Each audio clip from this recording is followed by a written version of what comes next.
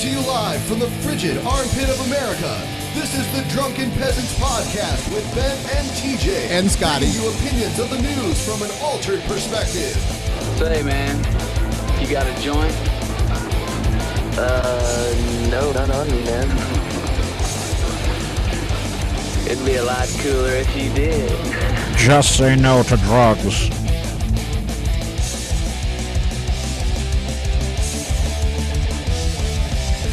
And now, here are your hosts, Ben and TJ. And Scotty. No, Scotty is fired. Oh, yeah. Yeah, our first announcement tonight is that we had to fire Scotty. Sorry. Yeah. Nobody liked him, so we had to get rid of him. Yeah, we had to fire Scotty. Actually, TJ disowned him as his brother, too. Yeah, because what happened was Scotty banned TJ Fucks Things from the chat room, and I was so upset because I love TJ Fucks Things, and I had to kill Scotty. I mean, fire Scotty. So he's dead now. Actually, I think there's some sort of technical issue going on right now because it's slowly dropping. Oh, no.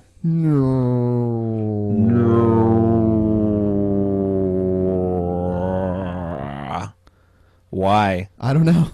Why? It was at like...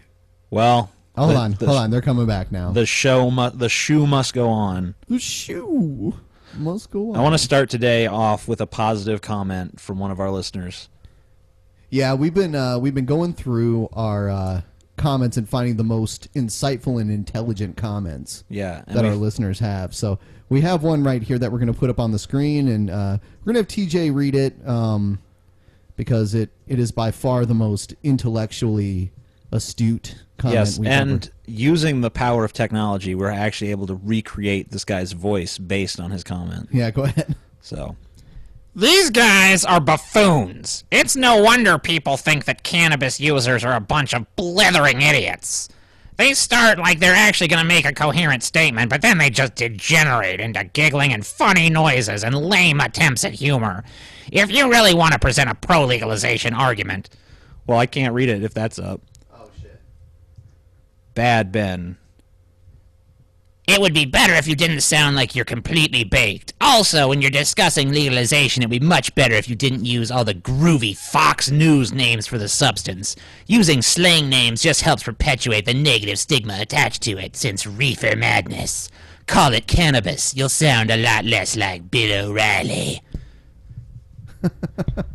I thank you for that insightful gem of wisdom. And for policing our language. I decided to unfire myself. Scotty, you're fired. Shut the fuck up. I'm no longer fired. You're fired. Shut the fuck up, Scotty. We mainly wanted to see what would happen in the chat room because Ben was saying, like, some people like you, other people hate you. It's like, well, it'll be funny to see the chat room, like, go crazy with people being like, yeah, Scotty's gone. I fucking hated that piece of shit. I'm so glad they fired him, and it's like, da-da-da-da-da, guess who's back, motherfuckers? Cannabis. So, TJ, do you care to respond to this insightful comment? No, I mean, I think it's brilliant, and everyone can recognize its brilliance. And I mean, like, I like when he was just like, don't call it any of the things that you call it, just call it what I think you should call it. And he uses the word groovy. He's like, don't call it by those, like, hipster names. Don't call it by those groovy Fox News names. Do you have some cannabis on you? He also said, if you sound like you're high, then no wonder why people think we're a bunch of fucking idiots. We don't sound like we are high. I can only speak for myself in this matter, but I personally am high. As a fucking kite in this flying through the sky. You know. Well, not tonight you're not. Well, not tonight, still. no. That's why I'm coherent. On other nights. Other nights with other plights. But yeah, you know, it's good. I'm going to call it cannabis from now on so that I have legitimacy. We call it pan. Yo. They do not call it pan on We're going to call News. We're going to call it panabis. Panabis. Is that like a continent that someone forgot about? This is Panapus. Yeah. It was Pangea. There was the lesser known cousin or of a gladiator. Panapus the Great. Panapus.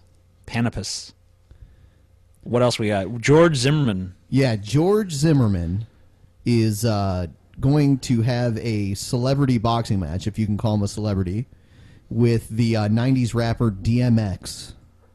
And they're still working out the terms of this whole thing, but it looks like it's probably going to happen.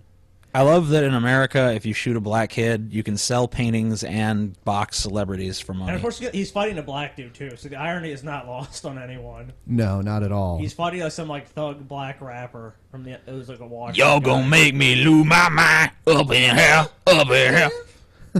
Here's the CNN news story about the pending boxing match between George Zimmerman and DMX. George Zimmerman is getting into the boxing ring. He's scheduled to fight DMX. It's supposed to be for charity. That's what George Zimmerman is saying. Why is DMX doing it? Why is this thing happening to begin with? Well, let's bring in the man who put it all together. Damon Feldman joining us again, celebrity boxing promoter, joining us from the city of brotherly love in Philadelphia. Damon, great to speak with you again. DMX, has he signed the papers? Huh? Yeah, let me just get right off the bat. I just want to tell you, this is a celebrity boxing event. It's not a charity event. We're discussing what's going to go to charity. I like that. I don't know Damon Feldman. Apparently, he's a celebrity boxing promoter, but he looks like someone that's probably taken one too many shots to the head. Yeah, and he keeps blinking like really pronouncedly, like entire eye squinchy blinks. And he kind of got rid of all the credibility right there by saying, like, no, this ain't no fucking charity. Listen here. Fuck that charity bullshit. You know, we might give like $1 or something to like some orphans. I don't know. Retarded kid, he's gonna get $1. He's gonna get $1. Yeah, we buy like a tricycle for a little kid with Down syndrome or something. I don't know. Yeah, whatever we gotta do. DMX goes, we are in negotiation. He was chosen last night to be the opponent out of over 15,000 emails. We had to make it who it was going to be. And everybody from The Game, the rapper, to Michael Lohan and different reality stars, and kept trying to get in. So, if George Zimmerman wins this boxing match, is that going to basically just put the final nail in the coffin of the credibility of the fact that he felt physically threatened by an unarmed 17-year-old? A better question is that if DMX is kicking the shit out of George Zimmerman, can George Zimmerman shoot DMX and claim self-defense? Yeah, well, it's not happening in Florida. If I was DMX, I would insist, like, we can't have this thing in Florida. I personally feel that George Zimmerman should fight Mike Tyson. I don't know if Mike Tyson's really... I don't know. I mean, maybe Mike Tyson 15 years ago or something. Okay, well, you don't Mike Tyson today could still kick the shit out of fucking George Zimmerman. I mean, well, wasn't that part of George Zimmerman's defense, was that he was such an inadequate piece of shit that he couldn't defend himself against a... That's what I'm saying. So, I mean, like, now his entire defense hinged upon, like, yeah, I was threatened by this 17-year-old kid who kicked my ass. I just want it to happen because it'd be funny. And now he's like, I'm a boxer. I'm going to kick DMX's ass. Yeah. I don't get it. It doesn't really make a whole lot of sense. Yeah, it's crazy. Like, one thing I noticed about George Zimmerman, and it could have had to do with stress. Obviously, he was under a lot of stress. He was on trial for murder. But he gained like 100 pounds from the time he was first arrested after the incident when he killed Trayvon Martin up until when he was actually acquitted. The guy gained like 5 chins on his face. Yeah, and you get... When you're in that situation, I guess that he was like binge eating. Like he was going to his fridge and be like, oh shit. Plus, he probably ate all the chocolate stuff because it reminds him of a black Hopefully person. He wasn't eating any Skittles. Oh shit! Oh yeah, drinking Arizona. Maybe that's what happened. Maybe he was trying to rob Trayvon Martin of his Skittles. I think that's what really happened. That's what really went down. He's like, give me your fucking Skittles. Give me your fucking Skittles. And your Arizona iced tea. Oh god, yeah. Here's a little more. He's a Skittle addict. Here's a little more from the boxing promoter that is setting up this match. On Zimmerman, so we had to figure out who the best draw was. All right, so you believe DMX will be the best draw for your fight because you're in the business to make money. Is DMX getting into the ring to make money, or does he have some sort of vendetta because it's George Zimmerman? No, I mean, he did announce on TMZ last week he wanted to fight Zimmerman. We're going to say about money, but, obviously it's a business, so I don't know what it is. This is all happening so fast, it's a little crazy, but we're going to negotiate all that, and I'll leave it up to my attorneys and so forth to handle business deals with DMX and Zimmerman. I mean, like, when I heard about this the other day, someone asked me, I was just like, reality has jumped the shark. It's over. Well, how the fuck does he still stay relevant? And you'd think, you know, even if in your heart of hearts you believe you were not guilty and you did act in self-defense, why wouldn't you, you know, stay under the radar? Why keep doing things where you beat your girlfriend's dad's ass and, you know, all this shit? Yeah, and continue to, like, find ways to keep yourself in the spotlight. I think it's kind of like this guy. Addicted to it.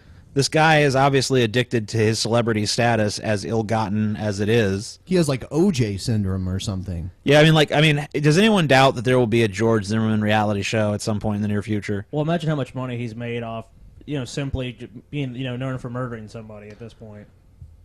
Yeah, well, if I were him, I would have laid low. I would have done everything I could, maybe even changed my name. But it seems like he loves the credibility that he gets from it. And it's understandably so because of all the fanboys that donated, you know, tens if not hundreds of thousands of dollars to him.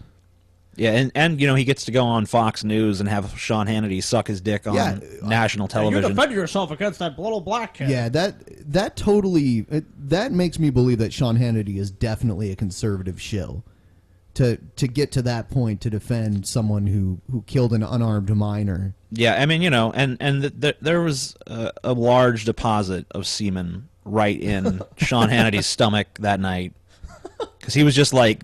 I watched that interview and it was literally just George. Oh, George, a little to the left. If anything, you know, I want to see him in a celebrity boxing match against the Wrecking Ball from the Miley Cyrus video. Just one good. I'm here.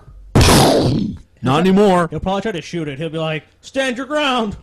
He'll shoot it, and the bullets will bounce off and hit people in the crowd. I'm guessing the fight will probably take place in Vegas or something like that. Probably so. Yeah. Who do you guys think will win? DMX. I think Scotty. I think DMX will win. I think George Zimmerman will probably tire out pretty quickly. I would figure that George Zimmerman would have to, like, prepare if he was going to get in this kind of situation. Like, I'm assuming that he's going to be trained. I don't even know the tale of the tape between the two of them as far as, like, weight, height, reach. I'm guessing DMX is older than Zimmerman because I think Zimmerman is still maybe in his late 20s, early 30s. Yeah, I think so. But I just think DMX, he seems like he's more physically fit and probably has had more experience in real fights against people throughout his lifetime, just, you know, given his upbringing. But, you know, will George Zimmerman show up armed? Well, that's normally the thing the referee checks for before That's the fight. spoiler, though, you know? DMX starts winning. George Zimmerman pulls out a piece, shoots DMX, and then tells the nation, like, you all saw him attack me. It was a boxing match, George. Yeah, well, you know. I stood my ground against it.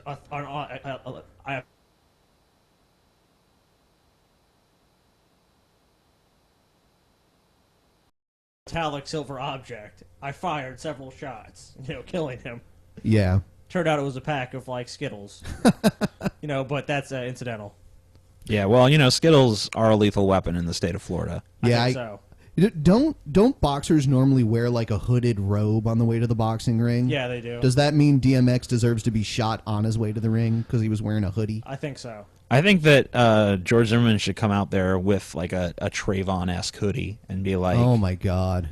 And they should like have Trayvon's name on the back of his. I wonder if shirt DMX will like have like a shirt that says like "Remember Trayvon" or something on it. How much you want to bet he does something like that? I wouldn't be surprised. Yeah. I wouldn't be surprised, and I wouldn't blame him, honestly. Yeah, exactly. I honestly think George Zimmerman's a piece of shit. Like, I understand the law is the law, and by the law, he was acquitted, and you know he can't be charged again, and that's fine with me. But all of his behaviors after this incident.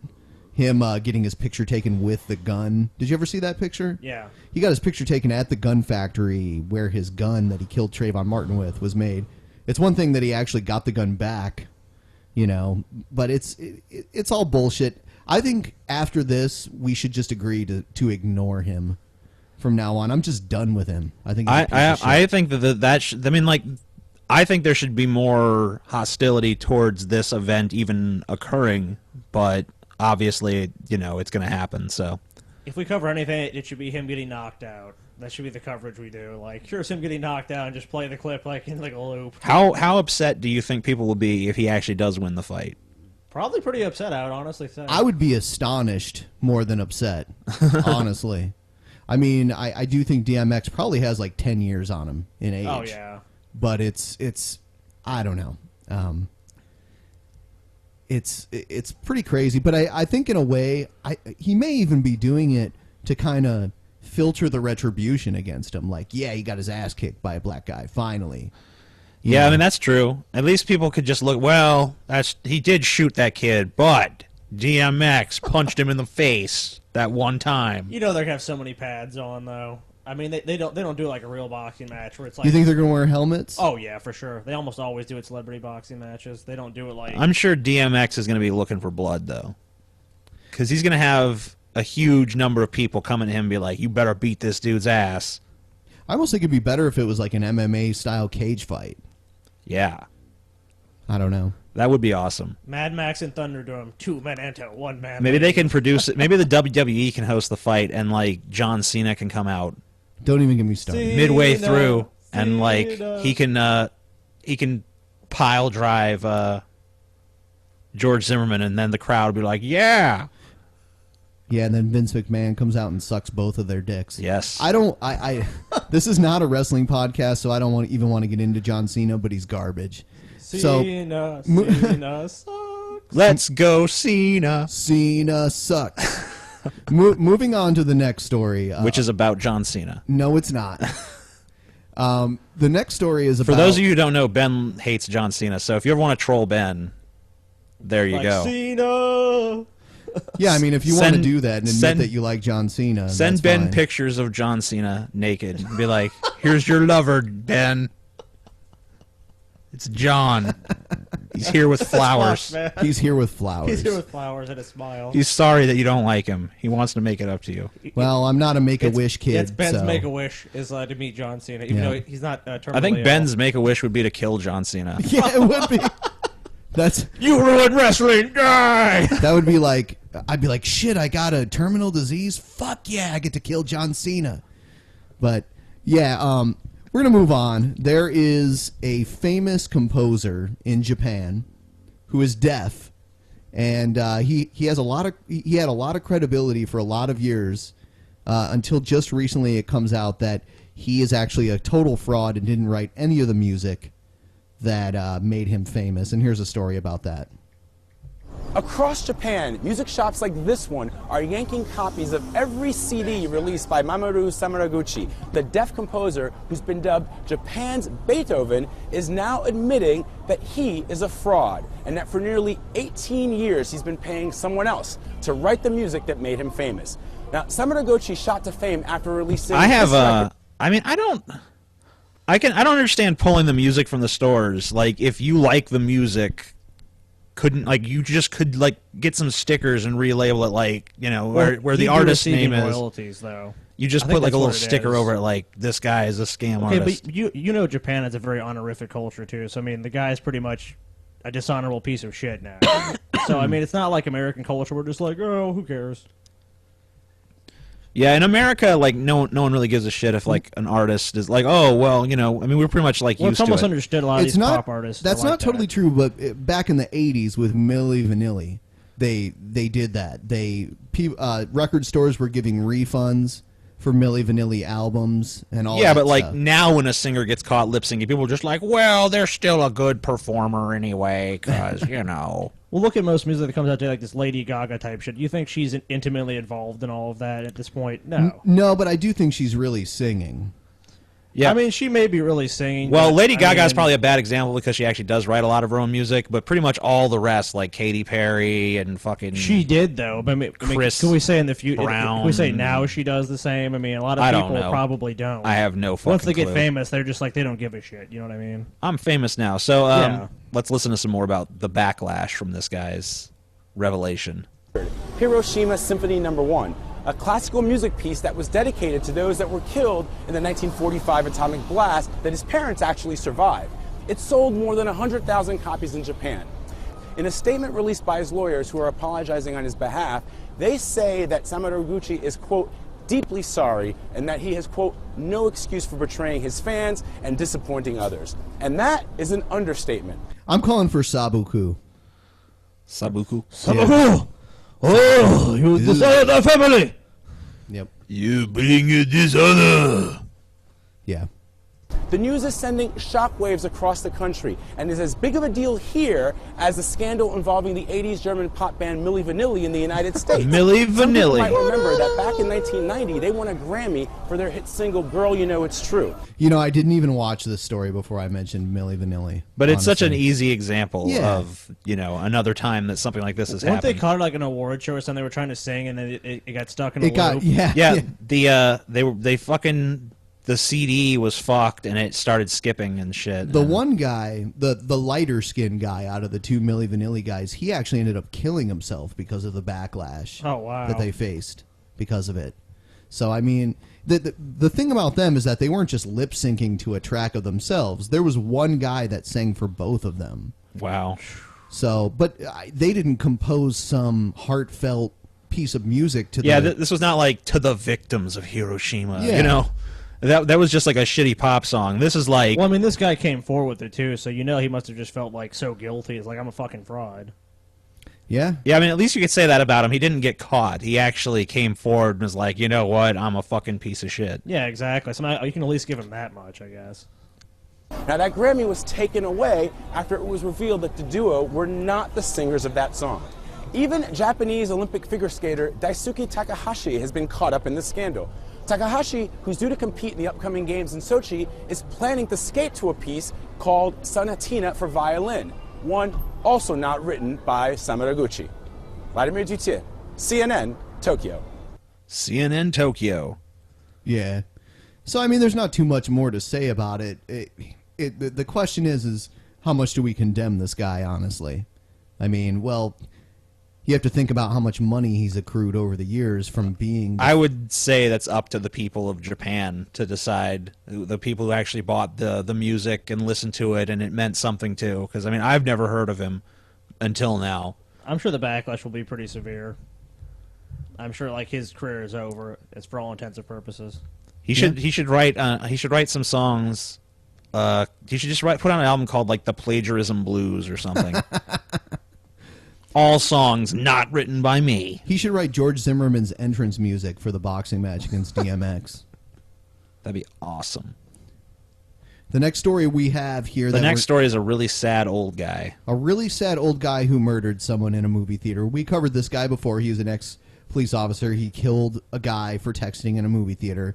Now, we can all agree that texting in a movie theater is annoying, but none of us would murder anyone. Well, I don't know about that. TJ, we were in the theater the other day, and he was like, man, that guy's texting. I think I might want to blow him away. I was like, TJ, remember the guy in Florida? And he's like, oh, I guess you're right. Yeah, and I'm not even in Florida. And I'm not an old retired cop either. But when you become a retired cop in Florida, you probably will do this, TJ. Yeah, for sure. When I reach that point in my life, as every man eventually does, when you're a retired cop in Florida, then I will shoot someone. So this was just his bail hearing. This was not like a criminal trial, but it went on for almost as long as most criminal trials, low-profile criminal trials would go. And even his daughter testified on his behalf, and then there were eyewitnesses at the theater that testified against him. So here's a little snippet of that. Retired Tampa Police Captain Curtis Reeves shed tears in court Wednesday. He has high blood pressure. His family and friends came to the 71-year-old's defense in a bond reduction hearing that felt more like a murder trial, with more than 8 hours of emotional testimony. Reeves pleaded not guilty to second-degree murder and aggravated battery charges stemming from a shooting inside this Central Florida movie theater January 13th. He's accused of shooting and killing Chad Olson, who had been texting with his 2-year-old daughter's babysitter during the movie's previews. He said, I don't understand a not guilty plea in this case. With so many witnesses. With so many witnesses and your own version of events makes you guilty because you're like, oh, he threw popcorn at me and I shot him. That's just right. Oh, wait, it was an unidentified object, TJ. I mean, it falls back under the system, and he has the right to say he's not guilty when he clearly is guilty by his own admission, even. He says an unidentified object was thrown at him. Well, if you can't identify the object, how do you use that as leeway to use lethal force? An unidentified object. It might be a grenade. Or it might be a fucking piece of string. Yeah, how could you assess that was a threat if you don't know what it is? I mean, it's not like the other guy pulled the gun on him. Well, what are you going to do? Are you going to wait to realize what it is, or are you going to shoot first and ask questions later? The first thing you just said. No. Wait to identify what's That's not the going on. American way. You shoot, and then you're like, You what shoot happened? from the hip, hang them high. Every eyewitness report says it was popcorn, so he was just trying to share a tasty treat with them. somehow every eyewitness saw that it was popcorn, but he didn't. No, it's an unidentified object to him. There was some sort of unidentified... An 8-hour bail hearing, that's amazing. Yeah. I've been to a few trials, and like they last at most an hour. I love how all of a sudden he's so sensitive, too. All of a sudden, you know. Oh, God. Because now his life's going to be affected. He's thinking, I might spend the rest of my life in just a shitty jail. old man. So this is just a selfish reaction. And the really shitty thing is he didn't even get to see the movie. And earlier his daughter was like, oh, he has high blood pressure. His blood pressure was so fucking high when he shot that dude. No one else in America suffers from that. Just millions upon millions upon millions upon millions of other people. You'll hear more excuses from her later on. Here's a little more. I can't believe he shot me. He took another step and a half, and then he collapsed on my son. Reeves said he acted in self-defense after being hit in the face with an unknown object in the dark. But witnesses inside the Florida movie theater say the only thing thrown was popcorn. And then Reeves fired a shot. I mean, let's be honest here. If someone throws popcorn in your face, what are you going to do other than shoot him? Shoot him. Yeah. Shoot that fucker. That's it. I mean, Scotty? The butter shoot him, right? could have been boiling hot. I think I would actually want to go and get some, like, weapons-grade plutonium and create an atomic bomb and blow them up. Yeah, I mean, if anything, shooting is a measured response. I know. I mean, that was like a slap on the wrist, pretty much. Now, mind you, all jokes aside, but by the time the popcorn was thrown at him, he already had the gun drawn on them at this point. Which is silly, because why would you throw popcorn at a guy that has a gun? I think the guy that ended up, becoming the victim was kind of like, this is fucking ridiculous. This old man is pointing a gun at us. Like, fuck you, man. You know what I mean? He clearly wasn't thinking at this point. But I don't want to victim blame at all. But this guy, the assailant here, the old cop that shot the guy, is a fucking lunatic, and I don't understand how it takes 8 fucking hours to decide what his bail should be. I mean, a bail hearing should be a brief. They're just trying to contest every possible point. I mean, so basically the state obviously was presenting evidence to counter anything that, they were going to say. So, I mean, they just went back and forth. The fact that it's a national news story, too, also played it. Yeah, I'm sure. For sure. Because, this isn't an accurate comparison, but in some ways, the O.J. Simpson trial, if O.J. Simpson would have been Joe Schmo, his trial wouldn't have taken a year and a half like it did. Yeah, a few months. Let's listen to some more. Olson and wounding his wife. I checked his pupils to see if they would react to light, and they did not. Olson's widow wept in the front row as Reeves sat in court in civilian clothes and no handcuffs. Reeves' daughter asked that her That's a very valid point. You or I, if we were in this hearing, we'd be handcuffed and in an orange jumpsuit. We'd be made to look like a criminal. So here's the question. Is he not handcuffed because he's old, or is he not handcuffed because he's a retired cop? Retired cop. I would say so, too. Yes. All right. We would be made to look like a criminal in front of the judge and in front of everyone there. He got to wear nice clothes and not especially at just a bail hearing, not like a trial. At a trial, yeah, you would be given a suit, but a bail hearing, you'd be in an orange jumpsuit, like, They're just playing the broken old man card. Oh, for sure. Reeves' daughter asked that her elderly father be released. He has arthritis in his hands. Oh, Joe. Oh no! Arthritis in his hands. Not too bad though. Not too. His arthritis isn't so bad that he can't pull a trigger and shoot somebody. Yeah, he murdered someone. He didn't fucking smack someone. He murdered them. Yeah, it's not like this. This is not just someone. Let him go. Just let him go. So what? He shot someone for no reason. Arthritis. Look, give him some aspirin. Can you That'd be like if I fucking killed a bunch of people and then I went to trial and it was like, he has irritable bowel syndrome. He's got to take a shit every 2 minutes. God, how can you not understand his plight and sympathize? Kept all of his tools because he just knew that that his hands would get better and he'd be able to do it again. Happened. An off-duty deputy attending the movie with his son said he heard Reeves talking to his wife about the shooting after the gunshot. And she postured, and she said that was no cause to shoot anyone. And then he leaned back around and stuck his finger out, as to, scold her, and said, "You shut your mouth and don't say another word." All right, so this was the man you just heard speaking was a deputy sheriff who was at the movie as a civilian, and his eyewitness account is what he's saying was his own fucking wife was telling him, "You shouldn't have shot that guy," and he was like, "Shut your fucking mouth! You don't know what you're talking about." And this is another cop saying this. I mean, usually these guys protect each other in any circumstance. So, I mean, like, for this other cop to come forward and paint this guy as the bad guy, this dude must really be a piece of shit. I mean, this is a slam dunk case. This guy did it. I mean, everyone there is saying he overreacted. Look, this guy, he's old, he's got arthritis. I don't give a fuck. He needs to spend the rest of his old-ass life in jail. Do they have the death penalty in Florida? I would guess they would. Yes, they do.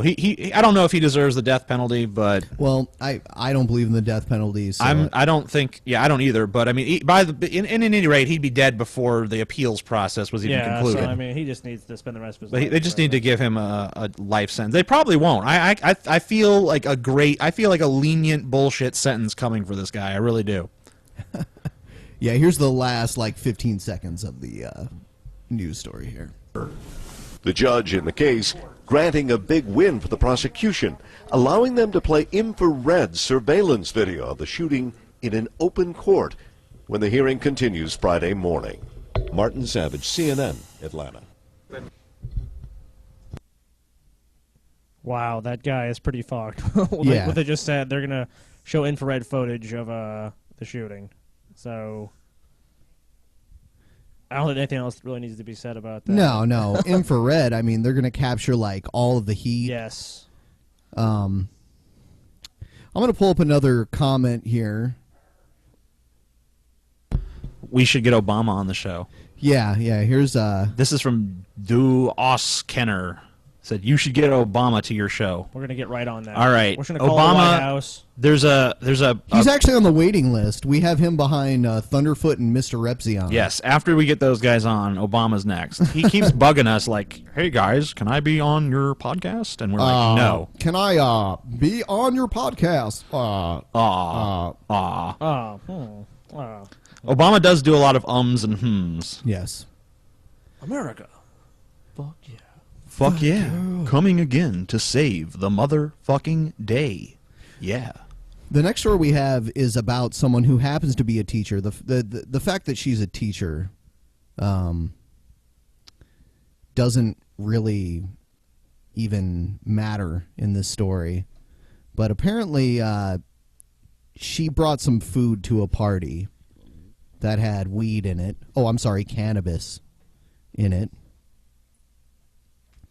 And because of that, a lot of people got high and went to the hospital. And now she's being charged with poisoning people. She's being charged with pot poisoning. I don't know about you, but I'm kind of thinking, why the fuck did this never happen to me in school? Yeah, so here's a little clip about it here. Benicia detectives say the trouble began on November 21st at a party involving several teachers from Matthew Turner Elementary. It was a potluck.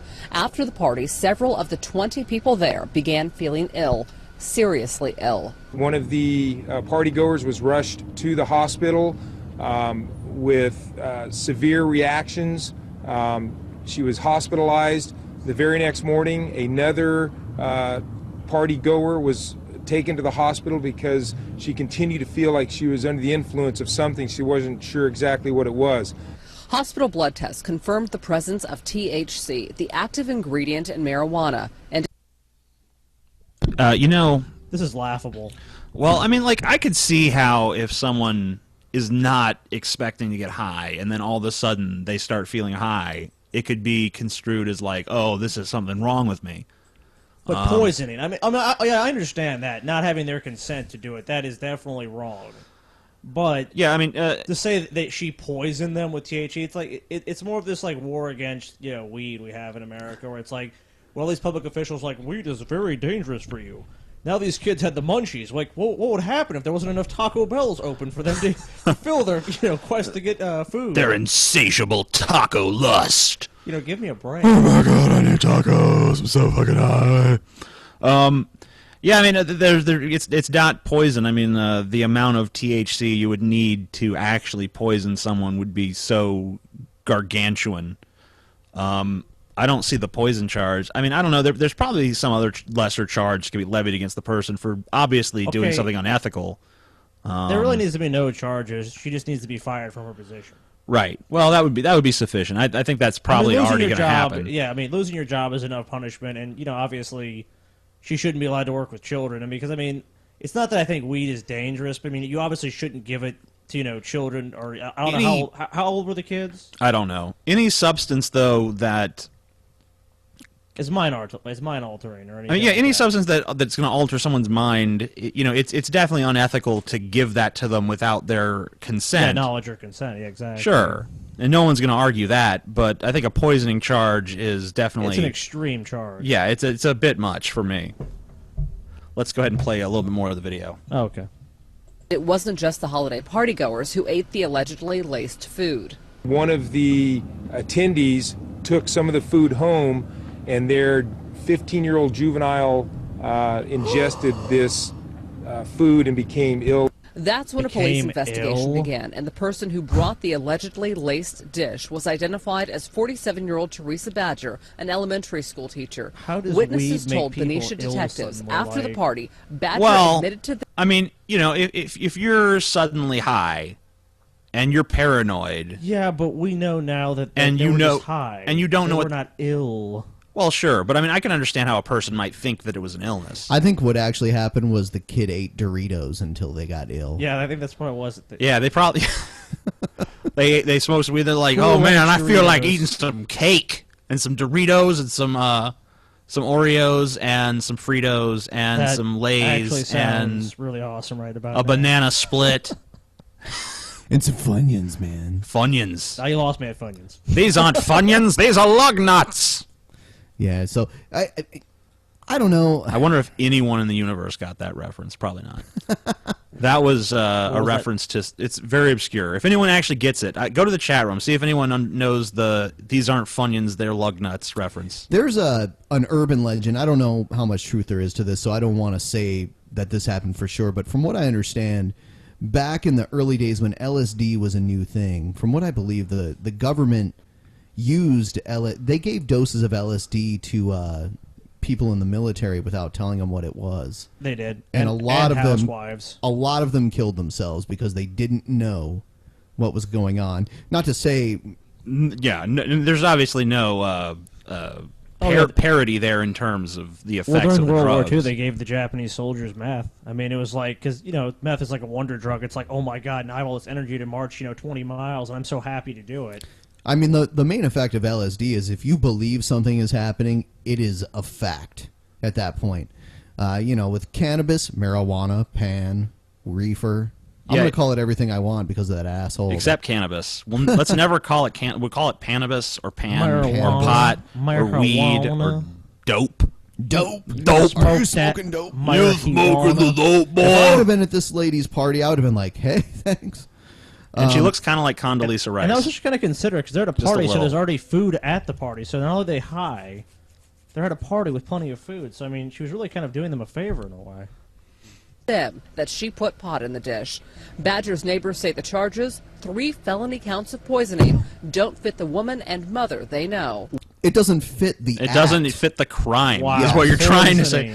Poisoning. Who died? This is the problem with America. Everything is about like what's this person's personality? Like doesn't match their personality.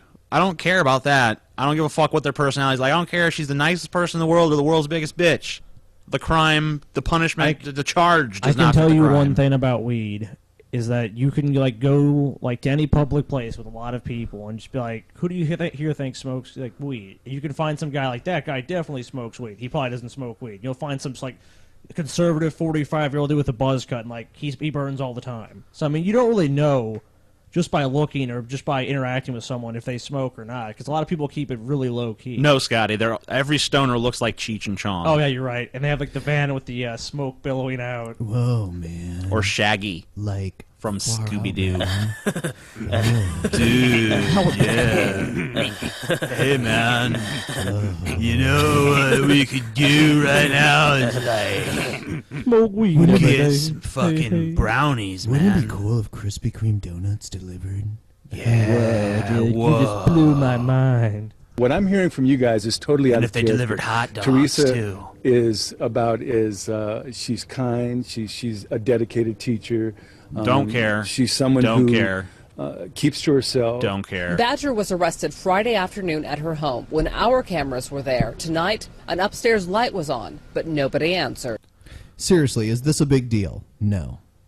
Honestly, the worst part about it is that she gave it to him without their consent.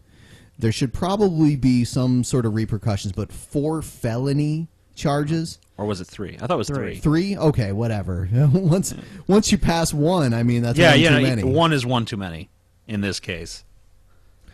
Yeah, so let Condoleezza go.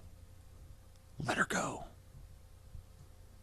Next story we have is about big fat mouth Christie. He's kind of like George Zimmerman. He doesn't know when to shut up. But the difference between him and George Zimmerman is that Christie has sucked on the teat of power. Also, he's never shot a black kid, to our knowledge. To our knowledge. I don't know. You look in his eyes and you kind of see that I shot a black kid I think he was too busy once. eating donuts to do that. He looks very tan for someone that lives in New Jersey. I gotta wonder what big tanning bed can These he guys fit in? travel all over the country. Being a governor is like a joke. That motherfucker goes to a tanning bed. Oh, he goes down to Florida and all these other places for fundraisers all the time. Him and John Boner share a tanning bed together. Yes, at the same time. Yes. That's what I was going to say. Yeah. Here's a story about Christie. You know, obviously the Super Bowl being in New Jersey was a crowning achievement for him. Joyzy. All of the scandals were kind of overshadowing that, so he really wanted to fight back on that. So here's a little snippet about that. Snippy. What should have been a shining moment for Christie and his state as hosts of this year's Super Bowl, overshadowed by jeers. Everybody, you've already heard enough speeches. Enough speeches of the same thing. And new questions. Governor, is there... Was John Cena on stage with him then? Because that's what it sounds like when John Cena comes out. Let's go, Christie. Christie sucks. Any truth to the allegations? On the eve of the big game, the governor's office circulated a scathing email. I just want to point something out. Scathing. The reporters are like, are there any truth to the allegations? It's like, yeah, motherfucker, he's going to admit it to you just because you were there. You got me. I admit it. Yeah, like, I'm guilty. he's just going to slip up and be like, yeah, oh shit, I mean, no. Okay. Attempting to discredit the Christie appointee making those allegations, former Port Authority official David Wildstein, who carried out the lane closures on the George Washington Bridge. Allegations Christie knew more than he's indicated. The bottom line, the email reads, David Wildstein will do and say anything to save David Wildstein. Wildstein's lawyer said Friday evidence exists tying Mr. Christie to having knowledge of the lane closures during the period the lanes were closed. A charge Christie continues to deny. Even John Wisniewski, the Democrat leading the New Jersey legislature's investigation, was skeptical. The use of the words evidence exists, as opposed to saying I have documents or I have an email, it's a curious choice of words. So it raises questions about what does he have and why doesn't the committee have it? He has herpes, and the committee doesn't have it because they use protection. And they never have had sex with him. High-profile Which is why he won't Republicans share with them.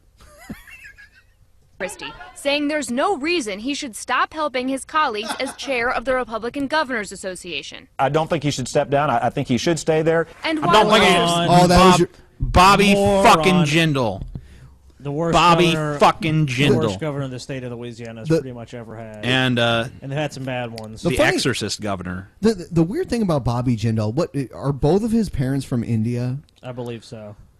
Why does he have such a southern accent? You would think, he'd have a little bit of an Indian accent. No, I don't know. Oh no, he'd have no chance in winning Louisiana. That's irrelevant. But yeah, I would have to say probably without even looking at all of Louisiana's previous governors, he's probably the brownest governor Louisiana's ever had. Easily. Probably the brownest governor they ever will have.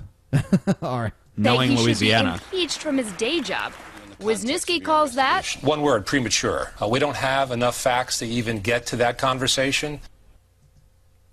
All right, so, it just keeps going with Chris Christie. He needs to resign. He has no chance at being president. That much is clear just with this. I mean, enough people. He got a boost after Sandy because he did a bipartisan effort to help his people. At least so we thought. But then he took all of his political rivals and fucked them over, and then fucked over all of his constituents in the process. If you're gonna there's nothing wrong with fucking over your political rivals, but don't fuck over a huge portion of your constituency to do it, because that is what people care about. I mean, the pettiness between the parties, people could give a fuck less. But when you start closing roads just to inconvenience people you don't like, and you inconvenience thousands of your own voters in the process, a 4-day traffic jam into New York City. I mean, it's just it's so stupid. Yeah, I mean, the George Washington Bridge is one of the highest traffic bridges in the world, and you're going to pull some bullshit. Yeah, I mean, you're going to close that bridge on a whim just to piss someone off that you don't like. I mean, come on. Yeah. And we know he fucking did it. Yeah. Of course. He claimed ignorance. That's what most people do, claim ignorance. I don't believe for a fucking second that anything like that could happen without him signing off on it and saying, yes, do that. Because are we supposed to believe that his cabinet is so fucking dumb that they would take some sort of drastic action like this without consulting him first? No, and it's just like when we had Howard Bloom on. Howard Bloom, living in that part of the country, knows about the origin of Chris Christie and said Chris Christie came in as a tough guy. That's what he ran on. So he was just living up to his name at this point. Yeah, he has a reputation as a bully, and this has done nothing if to. You watch him at the town halls, he basically berates anyone who's a dick to him. Anyone that asks questions, you're wrong, and he's just yelling at them. Let me explain to you why you're a fucking idiot. Extremely confrontational. Which, if you ever seen any shows that take place in New Jersey, or reality or whatever, you can see that the people like that are really a more aggressive type of He people. actually closes all the roads leading to the town halls so that no one else can be there. And he just sits around there eating donuts. You have to have a Chris Christie bumper sticker on your car to get in. I wanted to use the picture again where he had that donut stuffed in his mouth, but I didn't want to do overkill. So it's pretty easy just looking at him to imagine the donut anyway. Moving on to the next story. This is a story that really pisses me off and actually makes me sad, honestly, because apparently Sochi is a town with a lot of stray dogs. Used to be. But now the officials in that town, for the Olympics, they want their town to look nice for all the tourists, so they're poisoning all of the stray dogs. And the funny thing is that no one's coming anyway. It was a big story today that practically no foreigners have shown up to Sochi. Yeah, they're calling a bunch of dogs, for the imaginary tourists that are going to come to the Caucasus Mountain regions near Chechnya. Yeah.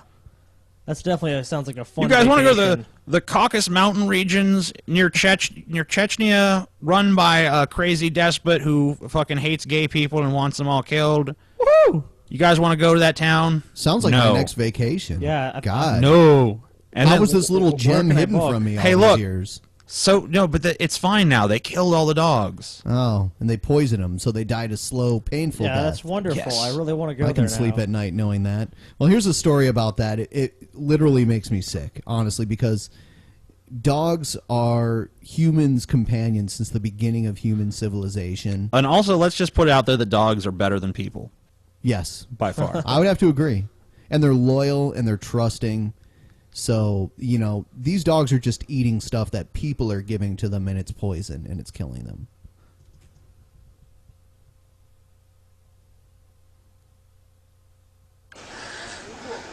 These images of dying animals are hard to watch, but they're examples gathered by activists in Sochi over the last 2 months of how they claim authorities have exterminated street dogs in Russia's Olympic city by poisoning them.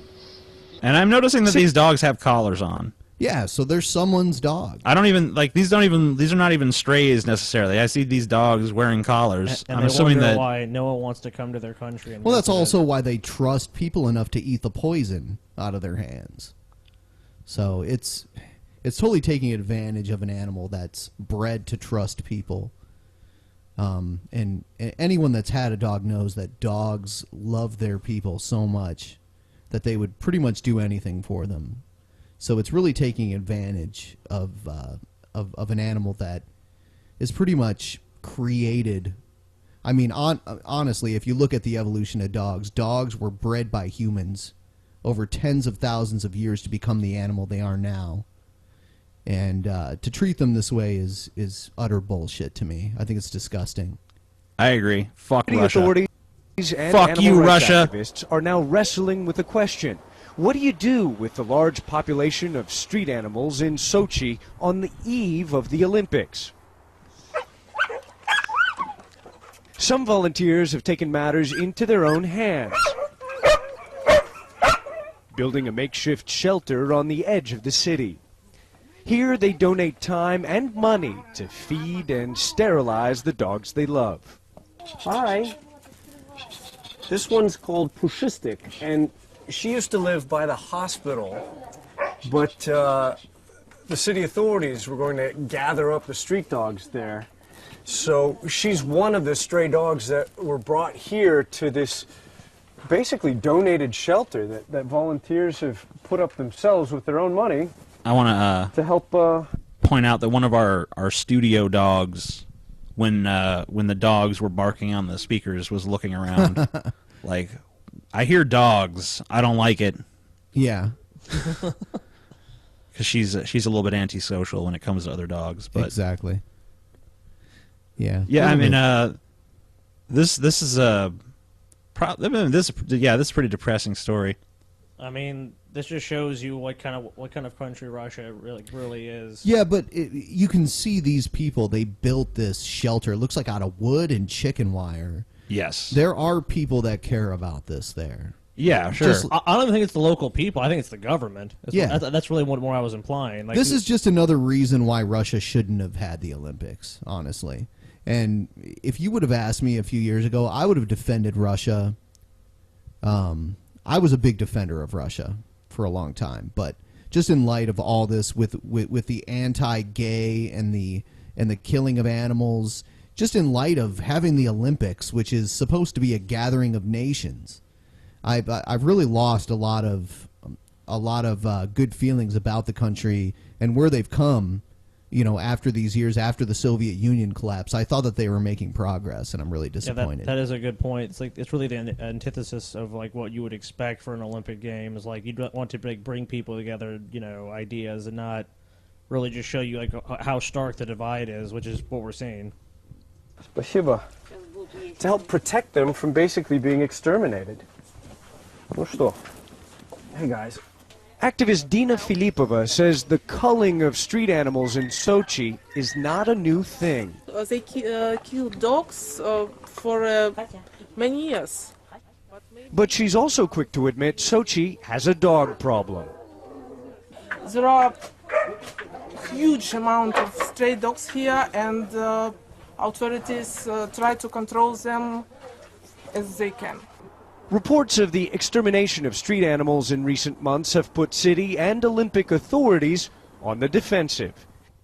This week, the Sochi 2014 Organizing Committee announced all stray dogs that are found on the Olympic Park are collected by a professional veterinary contractor.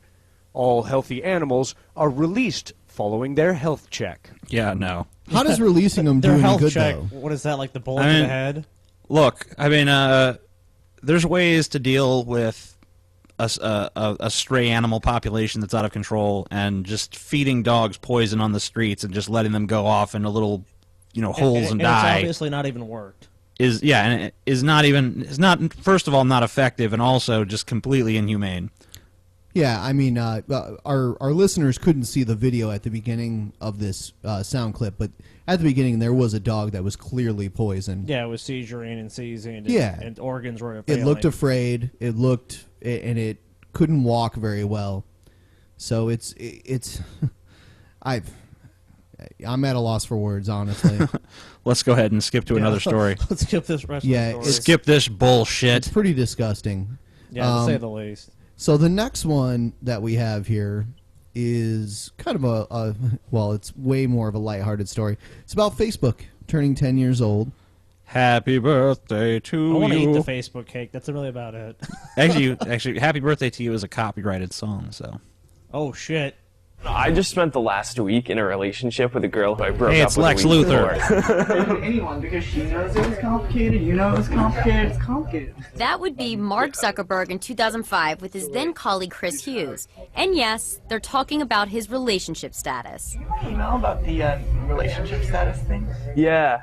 I figured I'd talk to you about it when you got here. I actually think that's a good idea. With someone, Yeah. like, it's sort of bitchy to go back to single, or if, like, you're actually in a relationship where you're just, like, hooking up with someone, you know? The origin of the it's complicated relationship status. Like, you know, it's complicated. But Facebook's origin started with Mark Zuckerberg. Hi, I'm Mark Zuckerberg, founder of Facebook, an online social directory. And this week, the company turns 10. I was in 6th grade, and I just remember that one of my friends got a computer, and I just thought it was the coolest thing, so I just, begged my mom for so long to get me a computer. And the investment paid off. Zuckerberg's idea for a social network went viral. Alongside a close group of his college buddies, the Harvard students camped out at this Silicon Valley house in the summer of 2004. Things I personally worked on, I'm probably most well known for working on the like button. But I think the discussions that you'd be surprised how involved they were for a one-word link on a page. Add a fucking dislike button already. Yeah, actually, they cover that in a second here. Fucking bastards. They'll never add a dislike button. They need to add a dislike button. Was that there would only for people be like a like me who button, hate not things. A dislike button. Brett Taylor was a CTO from 2009 to 2012. I just arrived when the company was making that transition from sort of their original offices downtown. And so I think they had gone through a big cultural transition there, and then I saw it through going to an even bigger campus. From this office to this campus. And like the company he started, Zuckerberg today is all grown up. But I think it's one of the biggest problems of my generation to get everyone in the world My to have generation. internet access. From a small startup to a public company and 1.2 billion users. Like the relationship status, Zuckerberg's company had a complicated relationship with the public market. The performance of the stock has obviously been disappointing. But since then, the founders invested in a mobile-first mentality, and a couple years later, Wall Street seems pleased. And now Mark is taking on politics with his old roommate at Harvard, Joe Green, starting the advocacy group Ford.us to push for immigration reform. As Mark Zuckerberg's roommate in Harvard. I hate all these rich people have to fucking find some pet issue to be like, I'm doing some Well, they basically goodness. want the cheap labor to come from overseas. Yeah. So, I mean, Mark Zuckerberg is the typical piece of shit. It's like, here's my ulterior motive. He's worth billions of dollars from a company that, I mean, let's be honest, is not that wonderful or amazing. I remember when Facebook first launched, I was actually an employee at a student union on a college campus, and I wasn't enrolled in the college at the time, but most of my coworkers were, and they were all talking about Facebook. This was back in 2004, 2005, and you couldn't join unless you had a university email address. So I was kind of left out in that, and I'm not really sure at what point they made it available to the general public. I don't know, but I remember when I first got one, I was like, I signed up and I looked at it and I'm like, I don't understand what I'm supposed to do here or what purpose this serves. Why do I need this? It was so bland compared to MySpace, which was the big social media site at the time. Yeah, and MySpace, you could, like, everything was customized and colorful. The original network that everyone forgets is that they had a site called Friendster. Friendster, yeah. That was what really started all this. And then like you said, then it was MySpace. And people were like, well, let me customize my MySpace page. And then Facebook kind of opened to the general public and got the uniformity, and people were like, well, this just works better than MySpace. So was it just the blandness of Facebook that attracted people? It must have been. I think people just went there and they're like, this is bland and inoffensive, and there's no pressure on me to put up a cool background or anything. It was such a rejection of what had happened before. It's like MySpace, like the people would crash your page. I mean, like it would crash your browser consistently because they'd have so much like trying to load on a page. Yeah, people would put. I think the thing is like MySpace had some cool features, but then people went so overboard that you go on certain people's pages and they have music playing and their backgrounds will be flashing and all kinds of pictures. Set up like a dating site. Facebook is really actually more of a social networking site. MySpace was almost like a site for people to hook up because if you think about how it was run and how it worked. Yeah, I mean, it really was. And to that, at all those early days, did you ever think Facebook would be this big? Did you ever think that you guys would be policymakers too? No, I don't think anybody could have predicted. I mean, Facebook's a 1 in a million, success story. I think that, I mean, I've always been interested in public policy, interested in politics, and I feel extremely privileged to be able to work on such an important issue with such amazing people.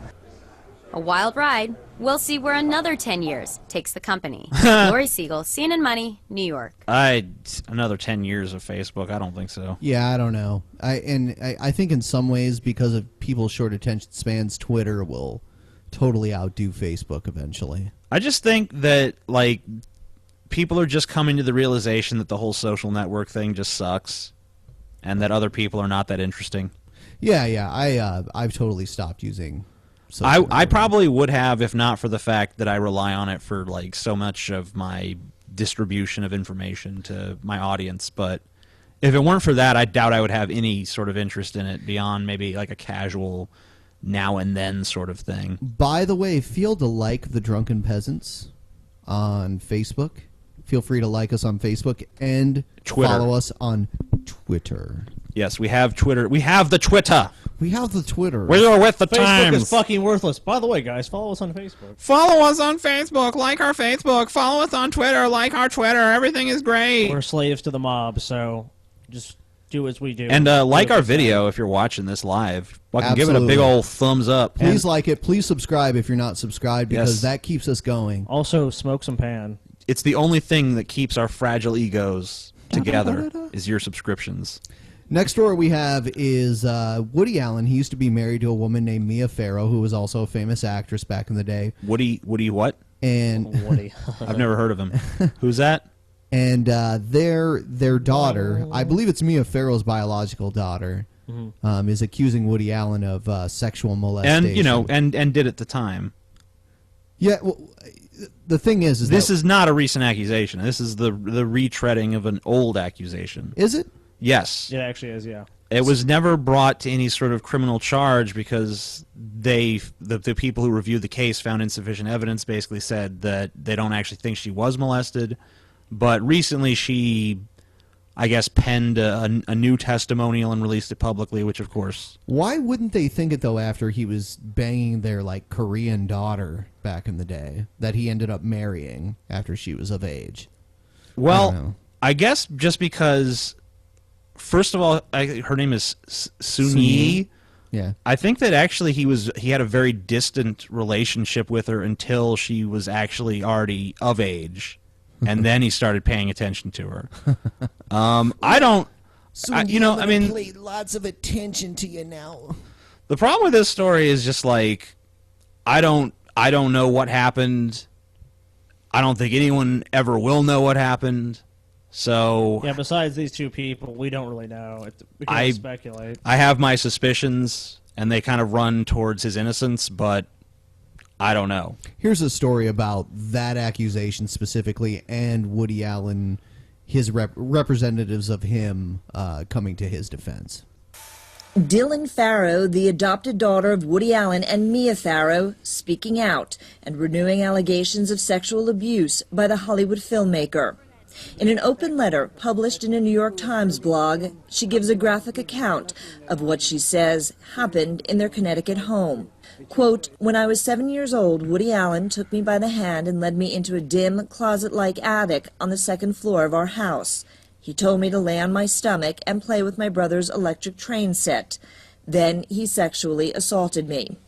Quote, he talked to me while he did it, whispering that I was a good girl, and that this was our secret, promising that we'd go to Paris and I'd be a star in his movies.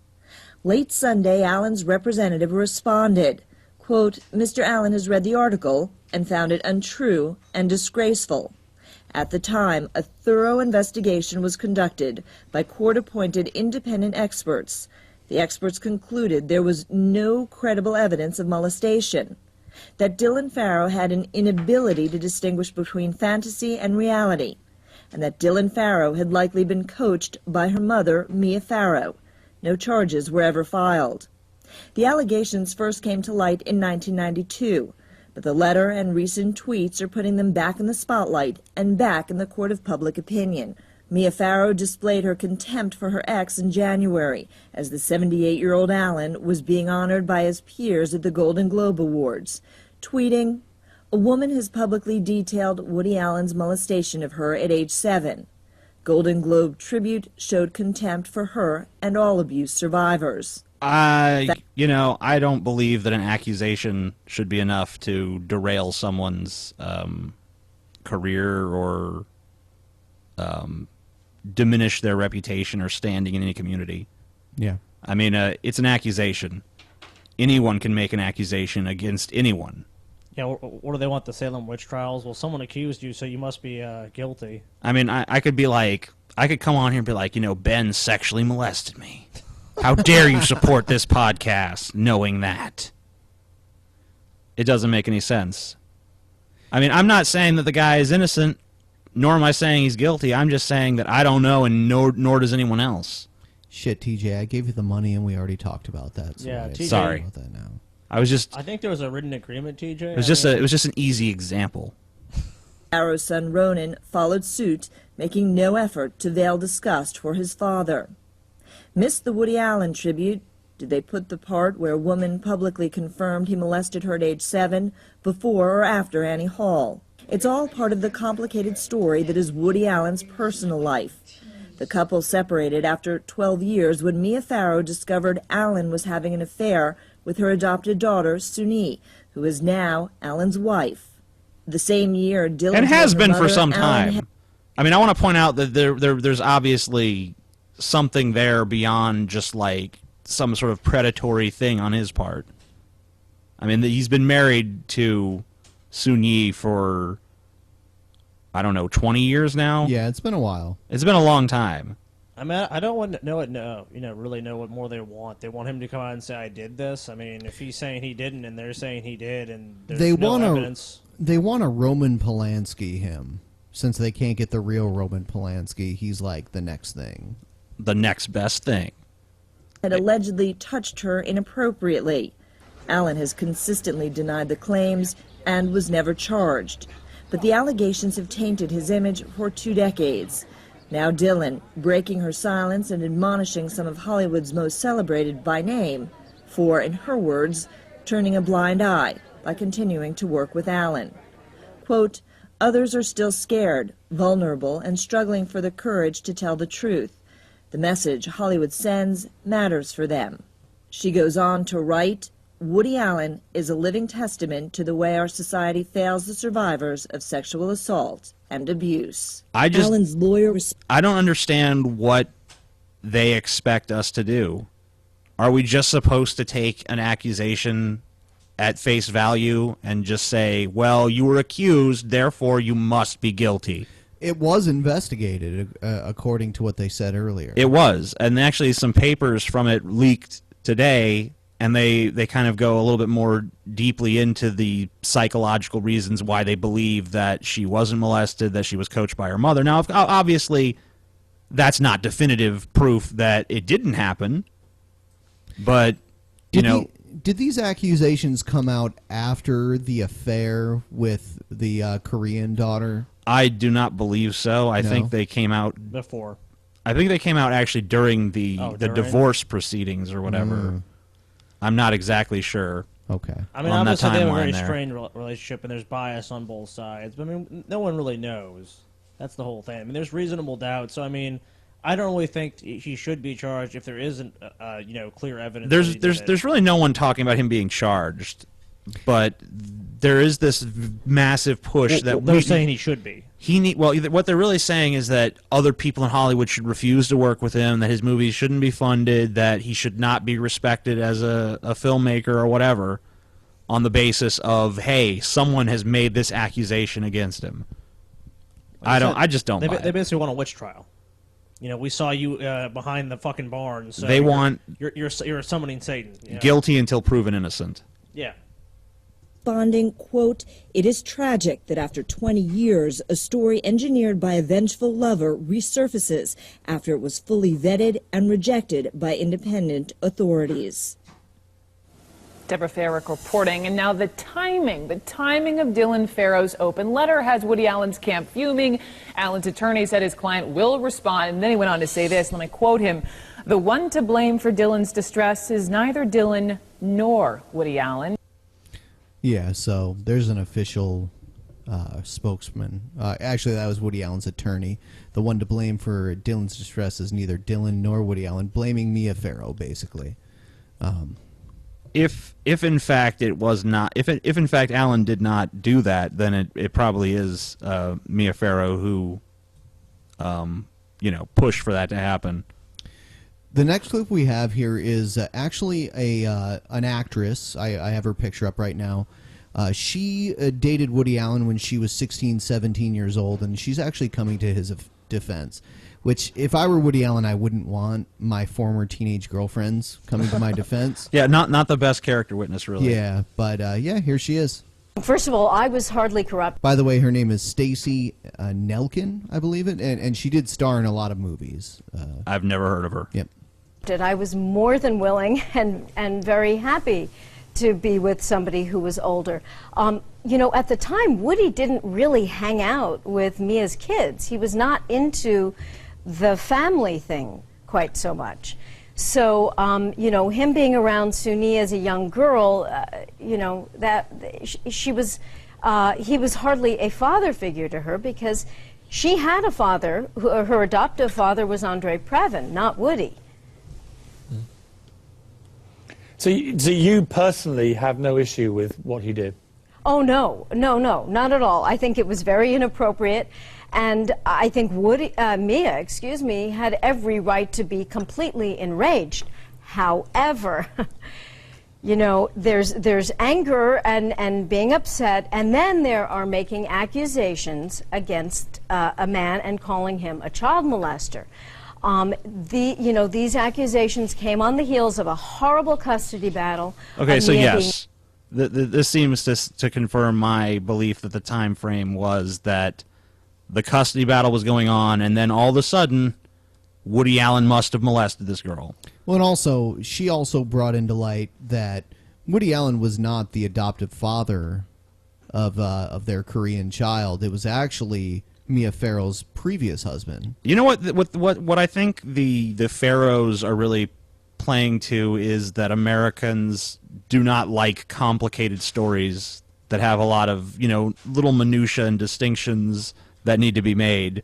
It's just easier to be like, well, he fucking got married to his other daughter, he's kind of funny. He looked kind of funny. I think he done it. He done it. Look at him. He's skinny and Jewish. Yep. He's evil. I mean, you would laugh, but I mean that's a big factor in things. Someone's appearance, like, and you just look at him, it's like he did this other thing. Why not this?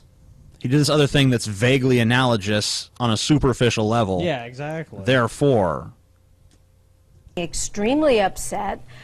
Hell hath no fury like a woman scorned, and she was, hell-bent and determined to destroy something that he loved. Woody loved Dylan. We were in contact at the time, and he would talk about her a lot. He loved the kids that they had adopted together, and, she took Dylan away.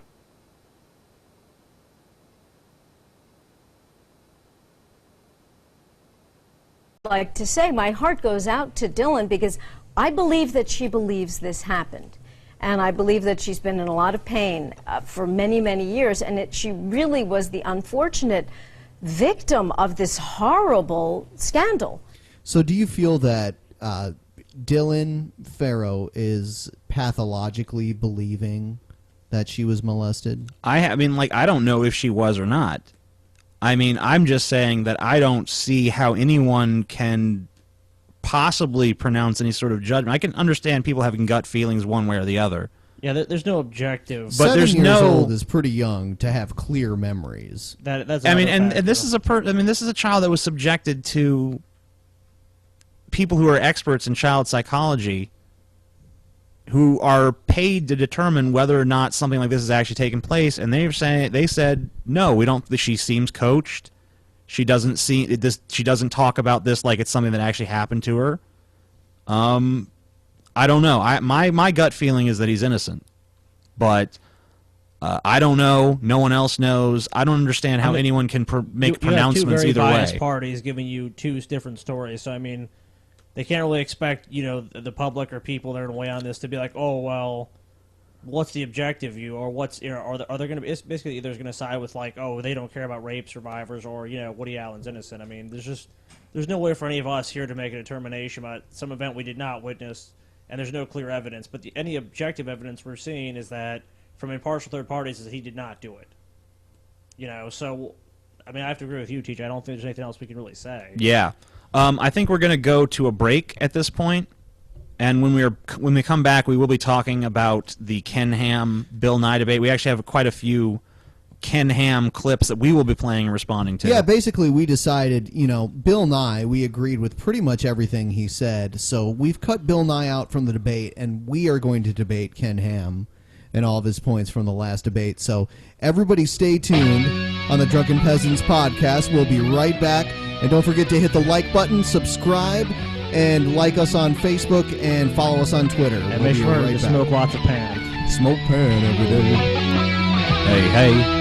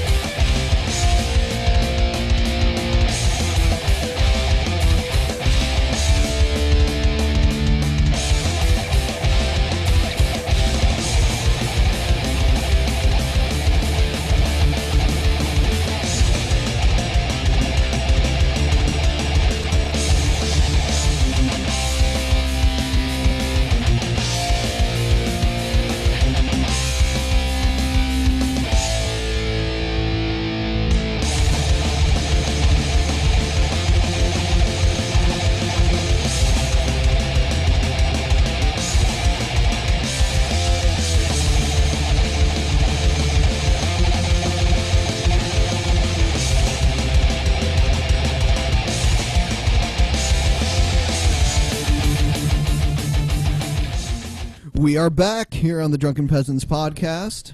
Nope. It's a No, lie. we're not. Oh, we're not back. Never mind. Okay, cue the music again. Bye. Okay, no, we're back. Now we're back.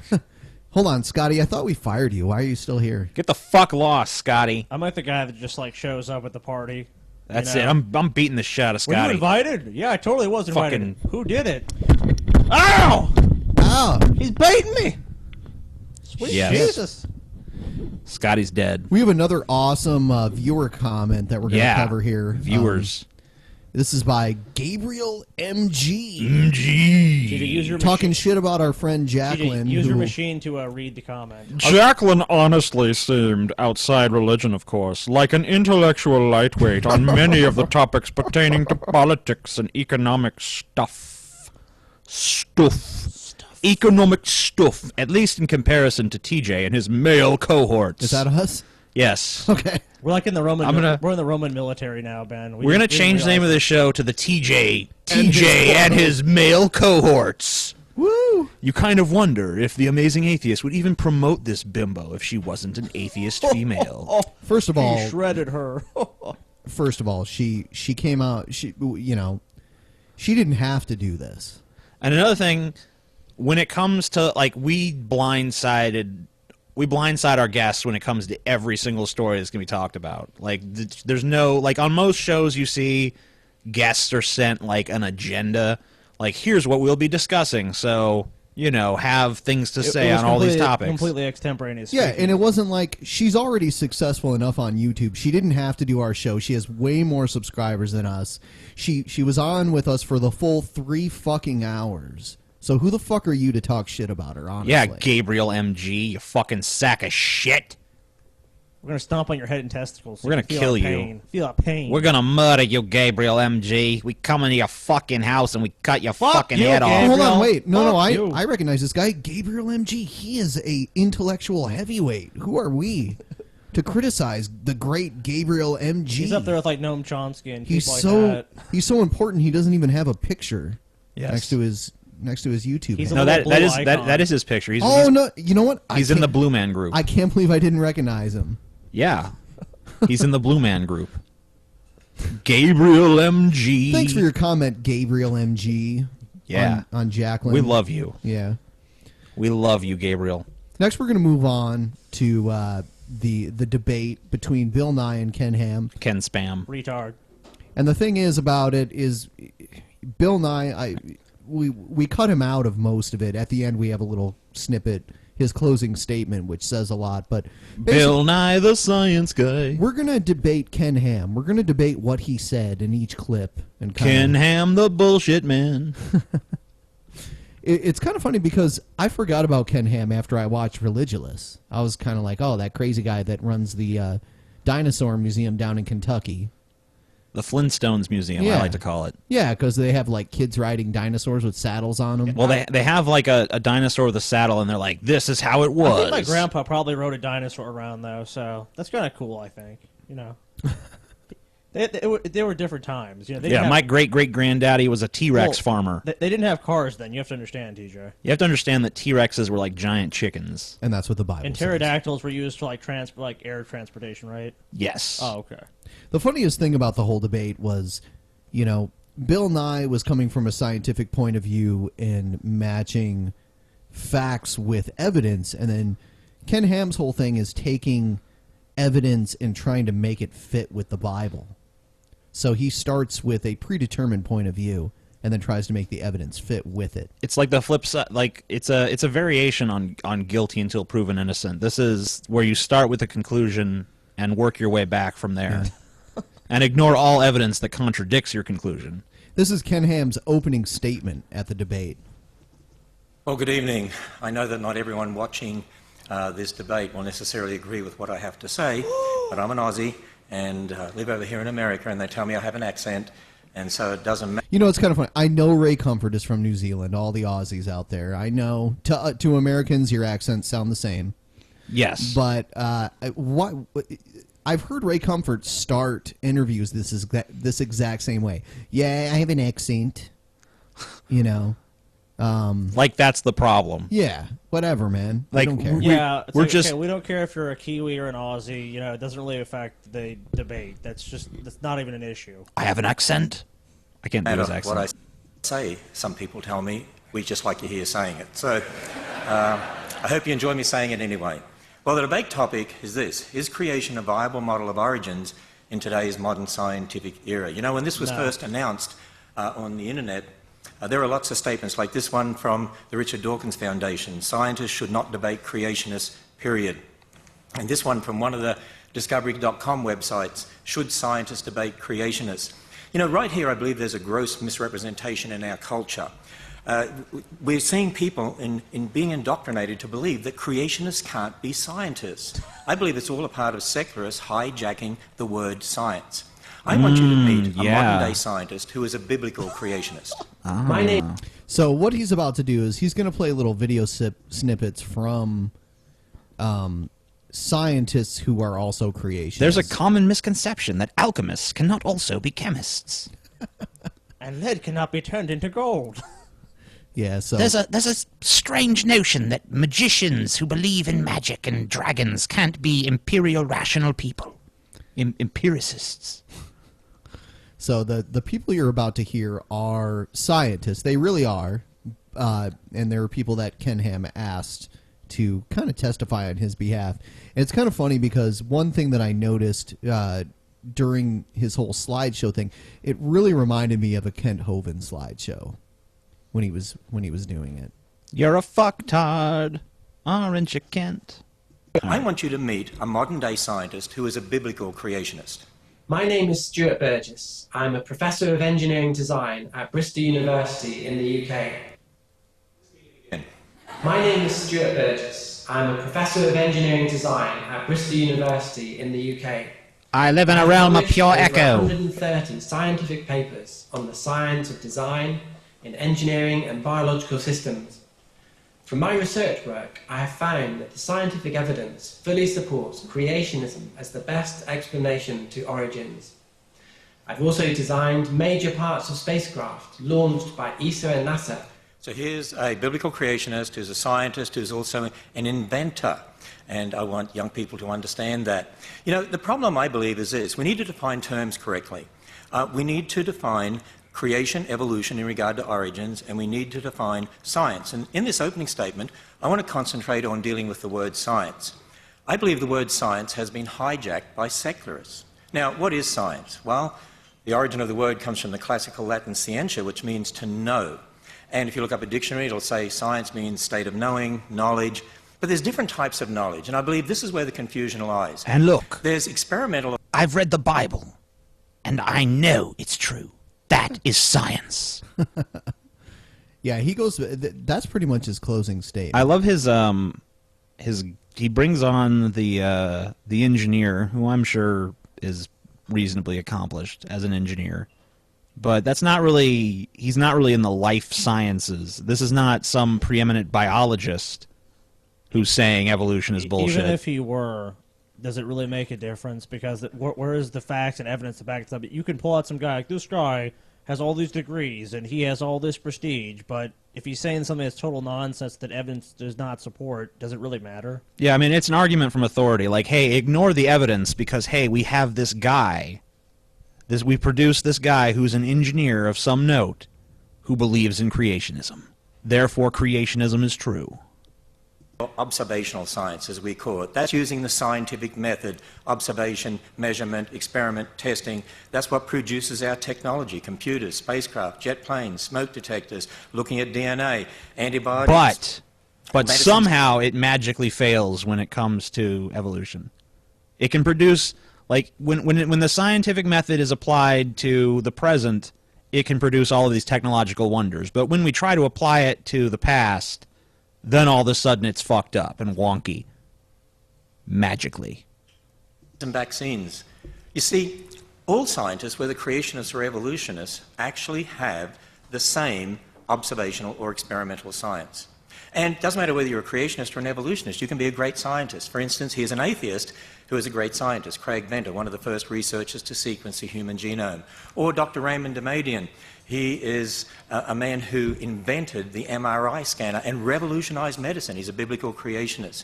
But I want us to also understand molecules to man evolution belief has nothing to do with developing technology.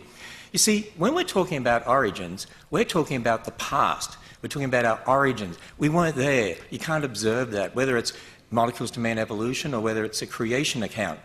When you're talking about the past, we like to call that origins or historical science, knowledge concerning the past. Here at the Creation Museum, we make no apology about the fact that our origins or historical science actually is based upon the biblical account of origins.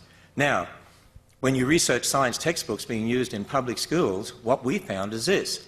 By and large, the origins or historical science is based upon man's ideas about the past, for instance, the ideas of Darwin. And our research has found that public school textbooks are using the same word science for observational science and historical science. They arbitrarily define science as naturalism and outlaw the supernatural. They present molecules to man evolution as fact. They are imposed. There's nothing outlawing the supernatural. It's just that once you discover it, once you classify it, once you understand something about how it works, it's no longer supernatural. Exactly. Then it becomes something that is melded into whatever the naturalistic worldview is. He's trying to make this differentiation between observational science and historical science, which really there isn't a difference. There's, you know, what he's trying to say. Well, you remember in the beginning he said science means should know. So what he's trying to say is like they weren't there, they don't know. Oh yeah, he says that a lot of times. That's sort of his mantra during this debate. You weren't there, you don't know. And by that, I'm glad that he's not in charge of criminal investigations, because you could basically dismiss any crime, even like, oh well, his DNA evidence of the killer was found on the scene and under the victim's fingernails. How do we know that the Roman Empire existed? We weren't there. We don't know. Well, that's in the Bible, though. Hey, so. But he wasn't there. He doesn't know. They weren't there. They don't know. But the Bible was there, and we trust the Bible. Okay, so the Bible was there. So that's the only reason we know it exists. Yes. Okay. Losing, I believe, the religion of naturalism or atheism on generations of students. You see, I assert that the word science has been hijacked by secularists in teaching. How many times have you said that? The religion. I swear he said that 3 times already. An evolutionist. Which who uses those terms? Like, I've never heard of, I'm an evolutionist. It's like, I believe in evolution. I mean, I guess you want to call yourself an evolutionist. It's almost like revolutionist. I don't know. Add an R. Of naturalism on generations of kids. Secular evolutionists teach that all life developed by natural processes from some primordial form, that man is just an evolved animal, which has great bearing on how we view life and death. For instance, as Bill states, it's very hard to accept for many of us that when you die, it's over. But you see, the Bible gives a totally different account of origins, of who we are, where we came from, the meaning of life, and our future. That through one man, sin entered the world, and death. Well, now he's making an emotional appeal, like, if the atheists are right, then you just go in the fucking ground and rot. Argument, how do we know why do we give the Bible such importance? How do we know the Bible is correct? I mean, it's the Word of God, but how do we know that? But I mean, I just love. It just goes back and back. I just love how it's like, oh, the atheists, they just view the world as a piece of shit, but the Bible, that gives you hope. Like, what does that have to do with truth? I mean, there's plenty of propositions that are more hopeful than others. That doesn't make them more truthful. I mean, I would definitely prefer to have like a gigantic cock, but I don't. That doesn't mean I do just because that would be better. I mean, no, that's not how it works. So. That God so loved the world that he gave his only begotten Son, whoever believes in him should not perish and have everlasting life. So, is creation a viable model of origins in today's modern scientific era?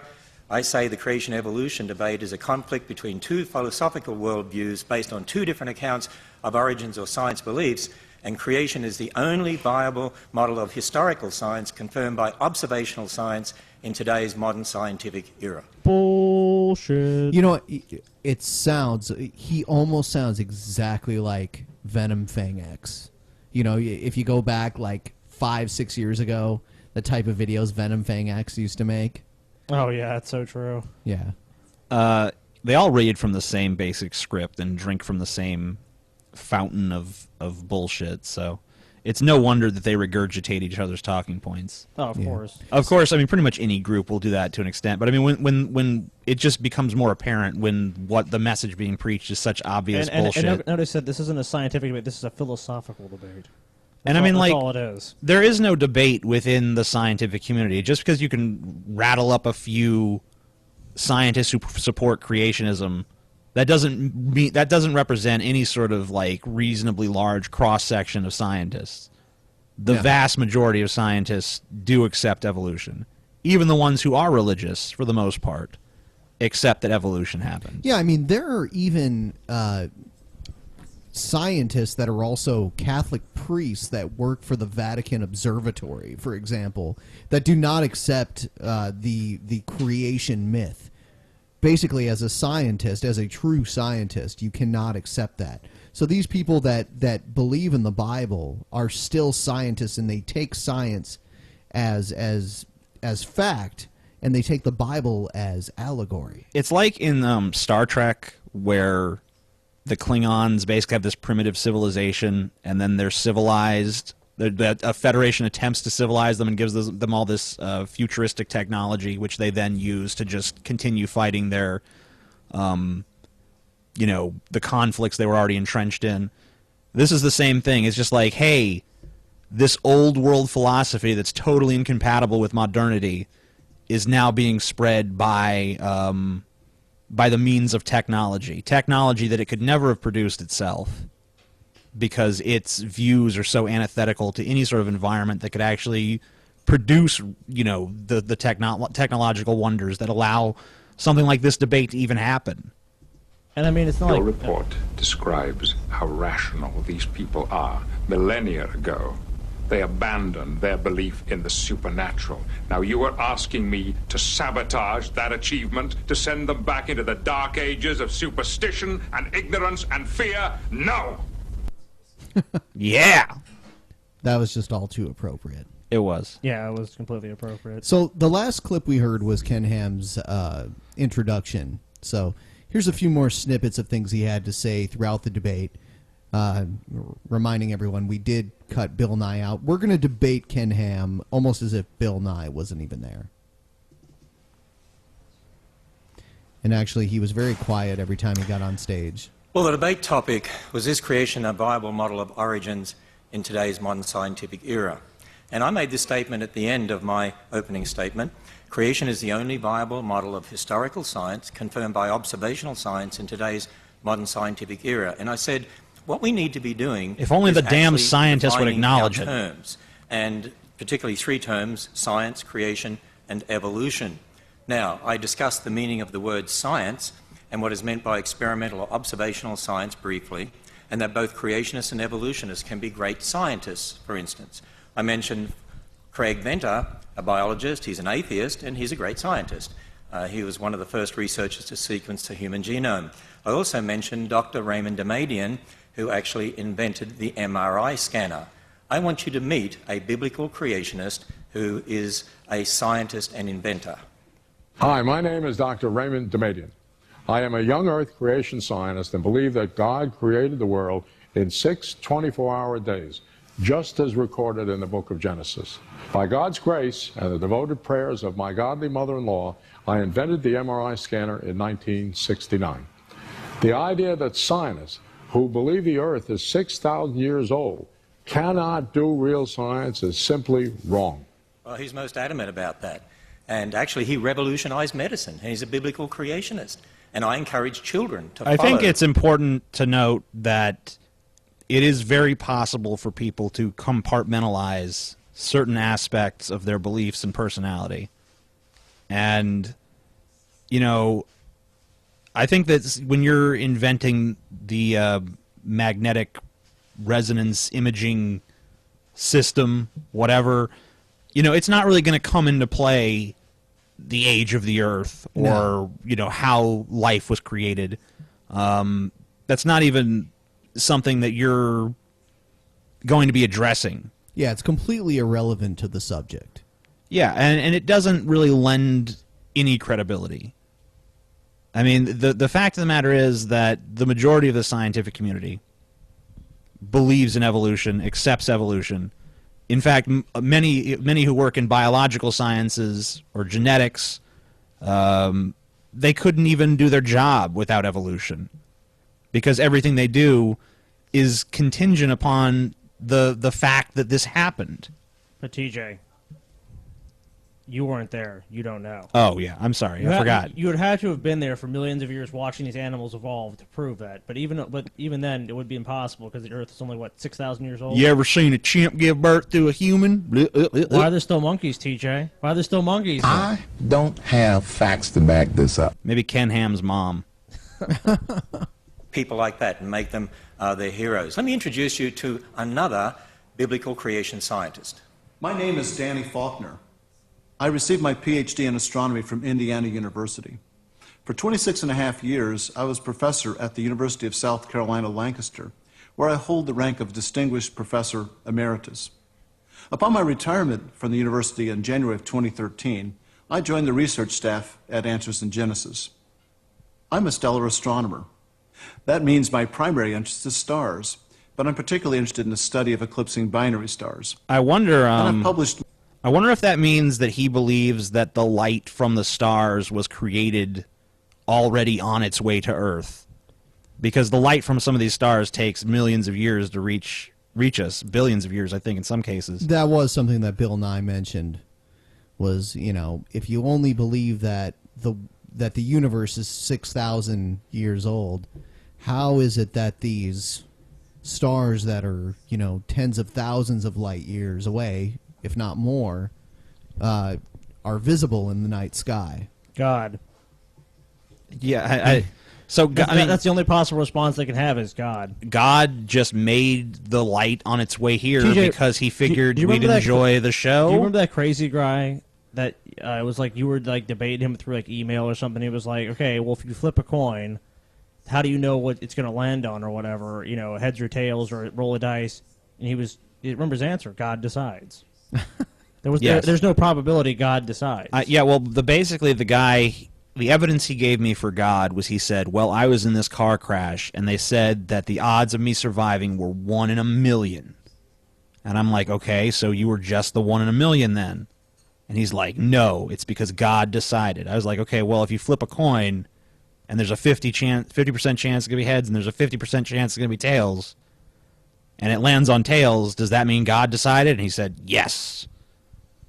Which means there's no such thing as free will. There's no such thing as free will or probability or chance or anything like that. All right. I'm glad he covered that for us. Many articles in the astronomy literature, places such as the Astrophysical Journal, the Astronomical Journal, and the Observatory. There is nothing in observational astronomy that contradicts a recent creation. I also mentioned Dr. Stuart Burgess, professor of design. How is there not? I just pointed one out, and I'm a layman. I don't get that. Okay. We need the cricket sound effect. Yeah, we need to get a cricket sound, like the chirp, because Bill Hicks could do it himself, but I can't do it. Because he could just, I don't know how he did that, but he was able to master the cricket noise. We just need to get an actual cricket. Yes. Engineering design at Bristol University in England. Now, he designed a double-action worm gear set for the 3 hinges of the robotic arm on a very expensive satellite. And if that had not worked, if that gear set had not worked, that whole satellite would have been useless. Yet Dr. Burgess is a biblical creationist who believes just as I believe. Now, what does that have to do with him creating a retractable arm on a satellite? He's just trying to build the credibility of the people he's talking about. The contention that he's basically trying to put forward here is that there are scientists who have accomplishments under their belt, who have done things of note, who happen to be creationists. None in biology or zoology or any. I'm sure I'm sure you could even find someone there. I mean, because it's just there's so many scientists, and creationism is a thing that exists, and there are people that are going to be brainwashed towards it for purely ideological reasons. Especially in the United States, where there's so much Christian fundamentalism, but we also have a higher education system which can produce people like this. So, I mean, just pointing to some scientists say, look, this guy invented some shit, and he believes me. That doesn't do it for yeah, me. where is your evidence? I mean, that's the thing lacking in this. They talk about these guys' great achievements, like he designed this satellite arm, and it's like, okay, what does this have to do with creationism? Think about this for a moment. Are scientists like Dr. Burgess, who believe in creation, just as I do, a small minority in the scientific world? But let's see what he says about scientists believing in creation. I find that many of my colleagues in academia are sympathetic to the creationist viewpoint, including biologists. However, they are often afraid to speak out because... I think that's kind of... I mean, obviously this isn't a trial, but that's sort of hearsay, isn't it? Yeah. I know people who are biologists. I know some obscure random people that I will not mention by name, but they definitely think we're right. They're the criticisms. It's like, they're scared to speak the truth. Why would they be afraid to speak the truth? I mean, the scientific community is kind of based around the proposition that, like, hey, if there's evidence, if there's something you could prove or show, we're willing to acknowledge or to listen to it. Yeah, but we're being told now that the scientific community basically just rejects this because it's been taken over by the secularist agenda. I mean, that's not to say that the scientific community is just completely open to any idea. I mean, it's not like there's some pushback even against ideas and theories that have been shown later to be correct, but been rejected by the establishment. But this is not really one of them. I mean, this is something that just goes back to this theist mindset of, oh, okay, well, this is everything we know about the Earth is explained in the Bible. That's all we need to know. We don't really, science is just trying to destroy religion and contradict us, and this is wrong. But it's not even real science. It's the fake science of the secularists with their humanist agenda. It's like a fake TV show scientist, like The Big Bang Theory or something. They would get from the media and atheist lobby. I agree. That's a real problem today. We need to have freedom to be able to speak on these topics. The atheist lobby. I'm unaware of such a lobby. They need the freedom to speak. Okay, they're having a debate right now, but they're not free to discuss the issue. Okay, he has a museum dedicated to his bullshit ideas. No one's closed it down. No one said, hey, fuck this. I mean, plenty of people said fuck this, but no one's ever actually prevented them from doing it. But he doesn't have any freedom to basically have the right to have his opinion heard and basically his beliefs, like freedom of speech. I'd be interested to know if the museum gets any public funding. I seriously doubt it. Okay. But it's possible. I'm not going to assume, but I'm wondering. I just want to say, by the way, that non-Christian scientists, I should say, non-Christian scientists are really borrowing from the Christian worldview anyway to carry out their experimental or observational science. Think about it. When they're doing... Did you have a comment? No, I was just saying, what? Okay. Observational science using the scientific method, they have to assume the laws of logic, they have to assume the laws of nature, they have to assume the uniformity of nature. I mean, think about it. If the universe came about by natural processes, where'd the laws of logic come from? Did they just pop into existence? Are we in a stage now where we only have half logic? So you see, I have a question for Bill Nye. How do you account for the laws of logic and the laws of nature from a naturalistic worldview that excludes the existence of God? Wouldn't the logic of whatever universe happened to exist be tailored to the laws and principles of that universe? Yes. So I mean, like any universe, no matter what the principles that govern it happen to be, is going to have its own laws of logic. Well, that's the whole point of Earth science in general, is explaining this without saying God did it. So God done it. And yeah. An interesting thing he said was like, okay, this Christian worldview, but the earliest writings I know of on logic and things like that were Greek, so that predate Christianity by... Well, but you have to understand that within his worldview, nothing predates Christianity. Zeus did it. Because their world starts with Adam and Eve and God saying, hey, don't eat that fucking fruit, you dumb kids. Where is there evidence that occurred, though? In the Bible. The Bible is not evidence. It is. It is evidence. How so? It's evidence of the gullibility of the human species. I Ken Ham will go on to explain how it is evidence. Okay, cool. This should be amusing. Now, in my opening statement, I also discussed a different type of science or knowledge, origins or historical science. See, again, there's a confusion here. There's a misunderstanding here.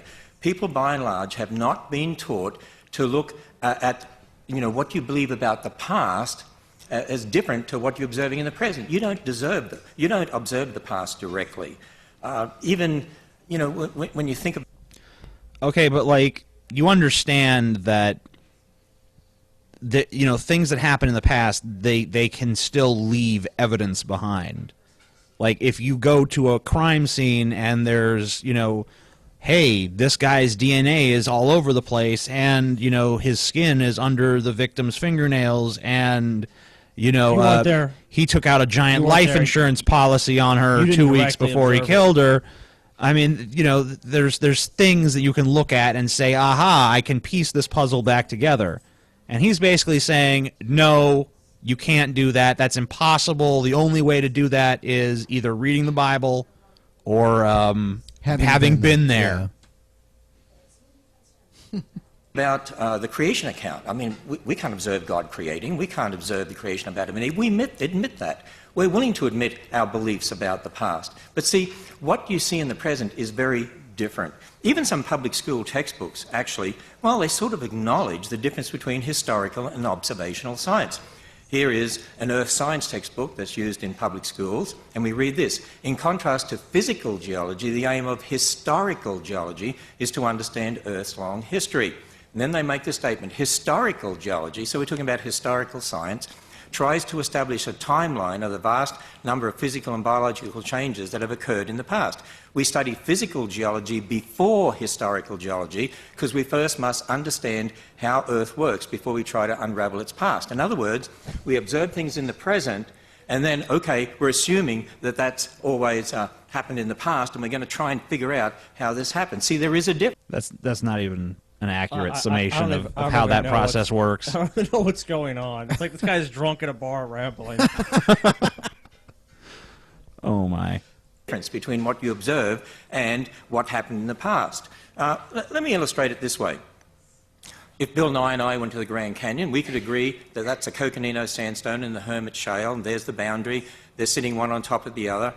We could agree on that. But do you know what we would disagree on? I mean, we could even analyze the minerals and agree on that.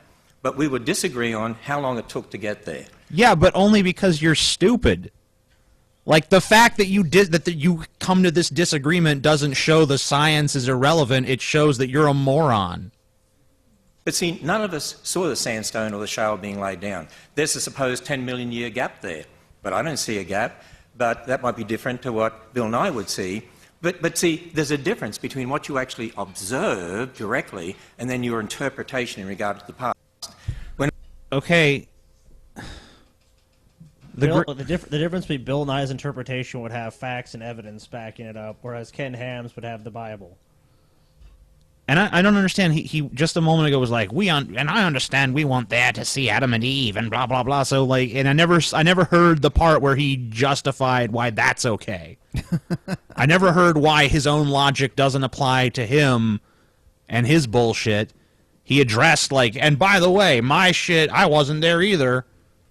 But and then he never goes on to explain. But it's okay because X. Where's X? People in the Bible observed it because it's the Word of God, inspired by God. So they observed the events he's talking about. I'm guessing that's what he's saying. Okay. So basically, any should we just give absolute weight to any historical text? Because I mean, like, yes. There was this alchemist, I forget what his name was, but he actually claimed to have created miniature people by basically mixing human semen with bullshit, literally bullshit, the shit from bulls, and he said that little people came out. And the funny thing was, a bunch of other alchemists, probably not wanting to be shown up by this guy, said, yeah, we fucking did the same experiment and got the same result. We created little people. So should we just go back and read those accounts and assume, wow, I guess if you mix human semen with bullshit, you get a little person? That's where we came from.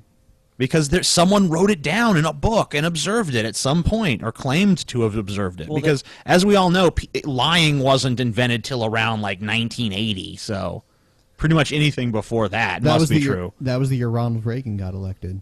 Yes. Well, have you ever heard the theory of, like, preformatism, where, like, this guy in, like, I think it was in Holland, like, was able to, like, use, like magnifying glass to look at his semen, and he saw, like, obviously the sperm moving around. He's like, oh, it must be little people.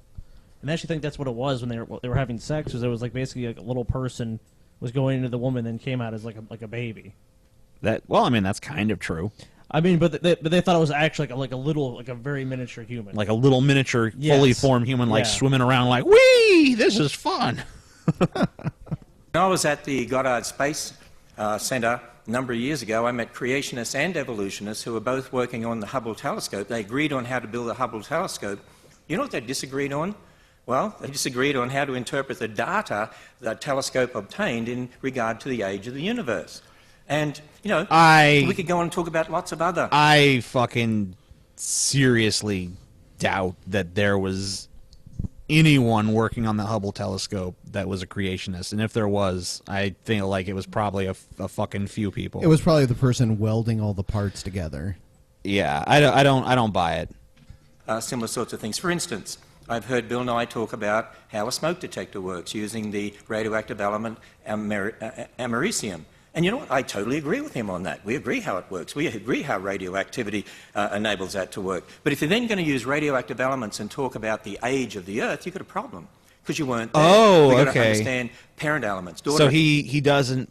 Oh, I guess that makes sense that he wouldn't believe in radiometric dating or any sort of process that would arrive at the conclusion he wouldn't believe in carbon dating or any sort of dating like that using basically the elements. Why would he do that? And that disproves his argument. So, is that? I mean, that's a flat out denial of chemistry. It's like, oh no, we don't understand the half-life of this particular element. We can't tell what's going on here. Well, later on, he goes on to say that all of our scientific dating methods contradict one another. Oh, okay. So, yeah. Elements and so on. We could agree whether you're a creationist or evolutionist on the technology to put the rover on Mars, but we're going to disagree on how to interpret the origin of Mars. I mean, there are some people that believe there was even a global flood on Mars and there's no liquid water on Mars. But, you know, we're going to disagree maybe on our interpretation of origins, and you can't prove either way because, not from an observational science perspective, because we've only got the present. Creationists and evolutionists both work on medicines and vaccines. You see, it doesn't matter whether you're a creationist or an evolutionist, all scientists have the same experimental or observational science. So I have a question I'm for starting Bill Nye. I'm starting to see the tactic that Ken Ham is really using here, and it seems to be the tactic he's using throughout this debate, which is not this tactic of like, creationism is correct. No. It seems to be his tactic is more like, creationism is just every bit as legitimate as any other theory. Exactly. And notice he says interpret over and over again. It's like, okay, we would interpret. Most scientists really aren't trying to interpret. They're trying to discover like the truth. They're trying to back stuff with evidence and facts and say, can we prove this? They're trying to come up with a model that can be used to explain what's happening and also to be able to predict what is going to happen. I mean, when he's saying that, it's like, well, we're trying to interpret. It's like, no, you're basically just trying to prove that creationism is correct. You know, I mean, that is your hypothesis. That's why in the beginning he framed it as a philosophical argument so that he could make a philosophical argument, because he's clearly not going to make any sort of cogent scientific argument. No. I haven't heard him present one bit of evidence for creationism yet, and we're well into his segments of this debate. Yeah, this is a 3-hour debate, and we're already well over the first hour mark. And I've yet Bill Nye said. I have yet to hear one goddamn thing in support of creationism. No, it's basically like these other scientists agree with me. Yeah, all I've heard is we have scientific legitimacy. We have scientific legitimacy. We have scientific legitimacy. Okay, where's the evidence? Where's your actual argument that this proposition is true? Can you name one piece of technology that could only have been developed starting with a belief in molecules to man evolution? Now, here's another important fact. Creationists and evolutionists all have the same How about that? The dog. He's going to bring up the dog. He is? Yeah, he's going to bring up how the dog is a kind. You know how they like to use kind? And how dogs have only ever produced other dogs. Okay, but look at the fucking breadth and depth of like all the different forms of dogs that we have. Yeah, I mean, you can have a dog that weighs 2 pounds and a dog that weighs almost 200 pounds. And they're, I mean, you know, they're technically the same species because human beings It's not even technical.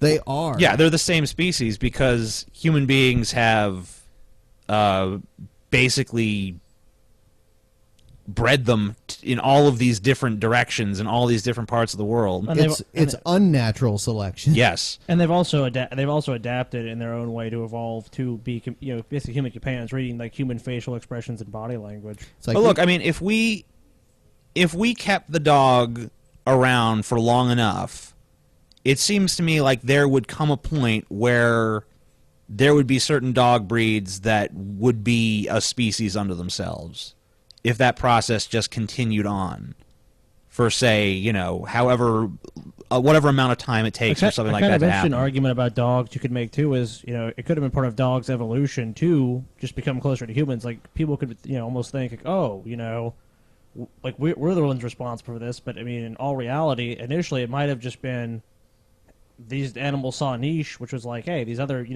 know, people provide us with, you know, food and shelter and protection. Maybe it's a good idea for us to go hang around them. Well, we have a very similar social structure to dogs, or at least we did in our hunter-gatherer days, because, you know, we were basically animals that lived in complex social groups and were hunters and scavengers. Yeah. And that's pretty much what a gray wolf is. Bill Nye and I have the same Grand Canyon. We don't disagree on that. We will have the same fish fossil. This is one from the Creation Museum. The same dinosaur skeletons, the same animals, the same humans, the same DNA, the same radioactive decay elements that we see. We have the same universe. Actually, we all have the same evidences. It's not the evidences that are different. It's a battle over the same evidence in regard to how we interpret the past. And you know why that is? Because it's really a battle over worldviews and starting points. It's a battle over philosophical worldviews and starting points, but the same evidence. Now, I admit my starting point is that God is the ultimate authority. But if someone doesn't accept that, then man has to be the ultimate authority. And that's really the difference when it comes down to it. Why does there have to be an ultimate authority? And why does God have to be the starting point? When God is the starting point, there's no other real explanation for anything else. Why even bother studying science? You can just say God did it.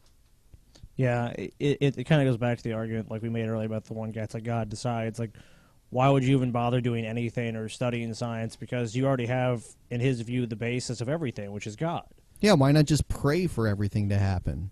You know, well, we've already seen that with the parents charged with, you know, like child neglect, you know, praying their kids' cancer away, praying, you know, their other, you know, non-communicable.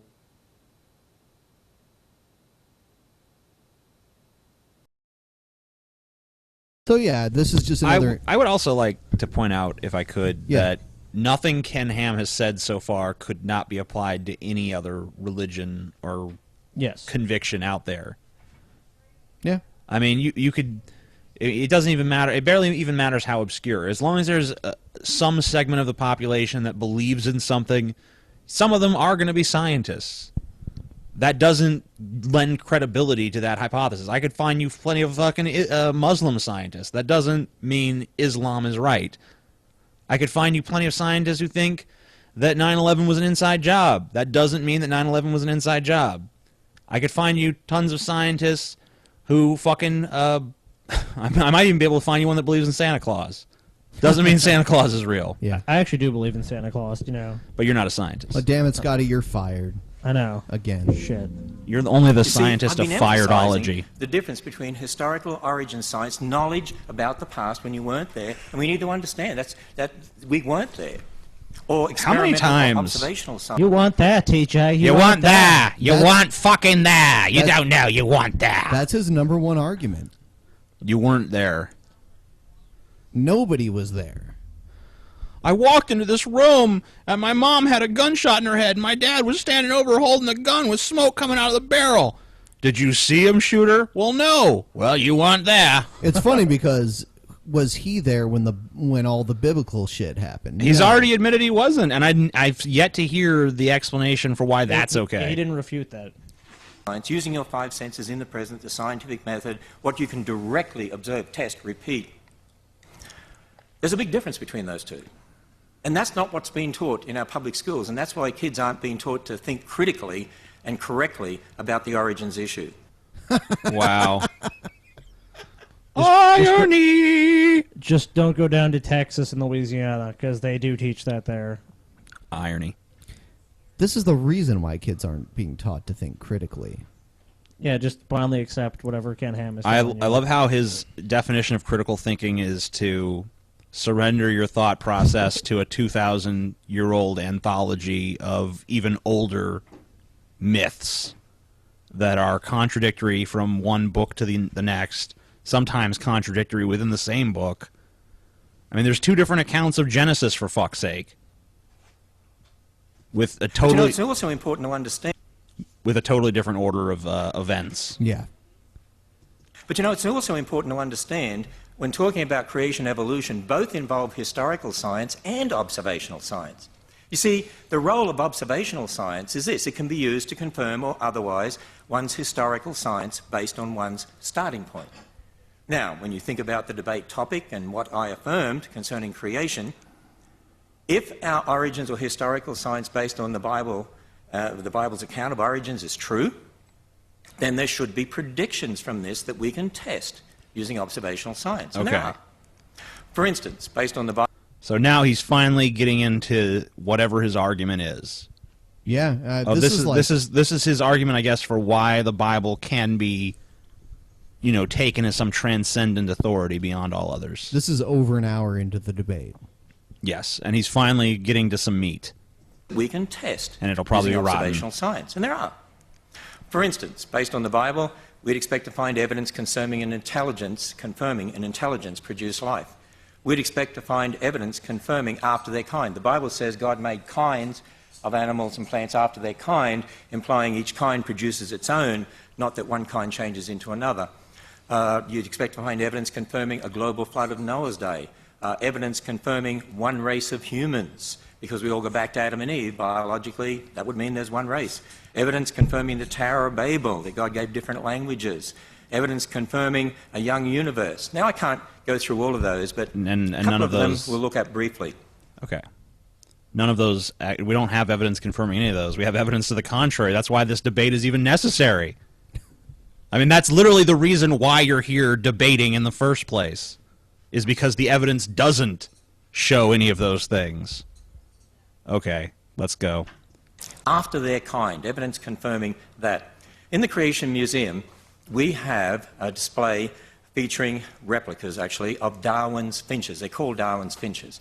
Darwin collected finches from the Galapagos and took them back to England, and we see the different species, the different beak sizes here. And from the specimens that Darwin obtained in the Galapagos, he actually pondered these things, and how do you explain this? And in his notes, actually, he came up with this diagram here, a tree. And he actually said, I think. So he was talking about different species, and maybe those species came from some common ancestor. Actually, when it comes to finches, we actually would agree as creationists that different finch species came from a common ancestor, but a finch is what they would have to come from.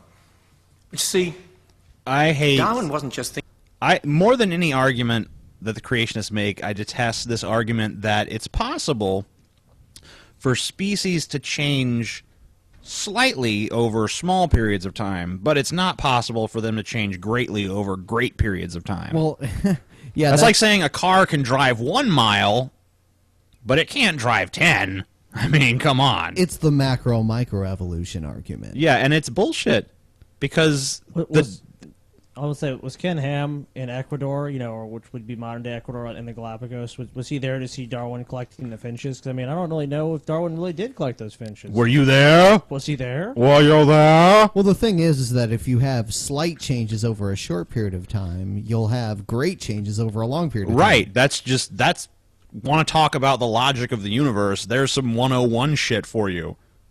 If something can change a little bit in a little period of time, then it can change a lot in a big period of time. Oh no, all the changes just go back to the way they were before once you reach No, all different kinds of finches came from one finch, but it was a finch. And it was the finch that God created. That was the finch on Noah's Ark, right? The proto-finch. Yeah. Thinking about species. Darwin had a much bigger picture in mind. When you look at The Origin of Species and read that book, you'll find he made this statement. From such low and intermediate form, both animals and plants may have been developed, and if we admit this, we must likewise admit that all organic beings which have ever lived on this earth may be descended from some one primordial form. So he had in mind what we today know as an evolutionary tree of life, that all life has arisen from some primordial form.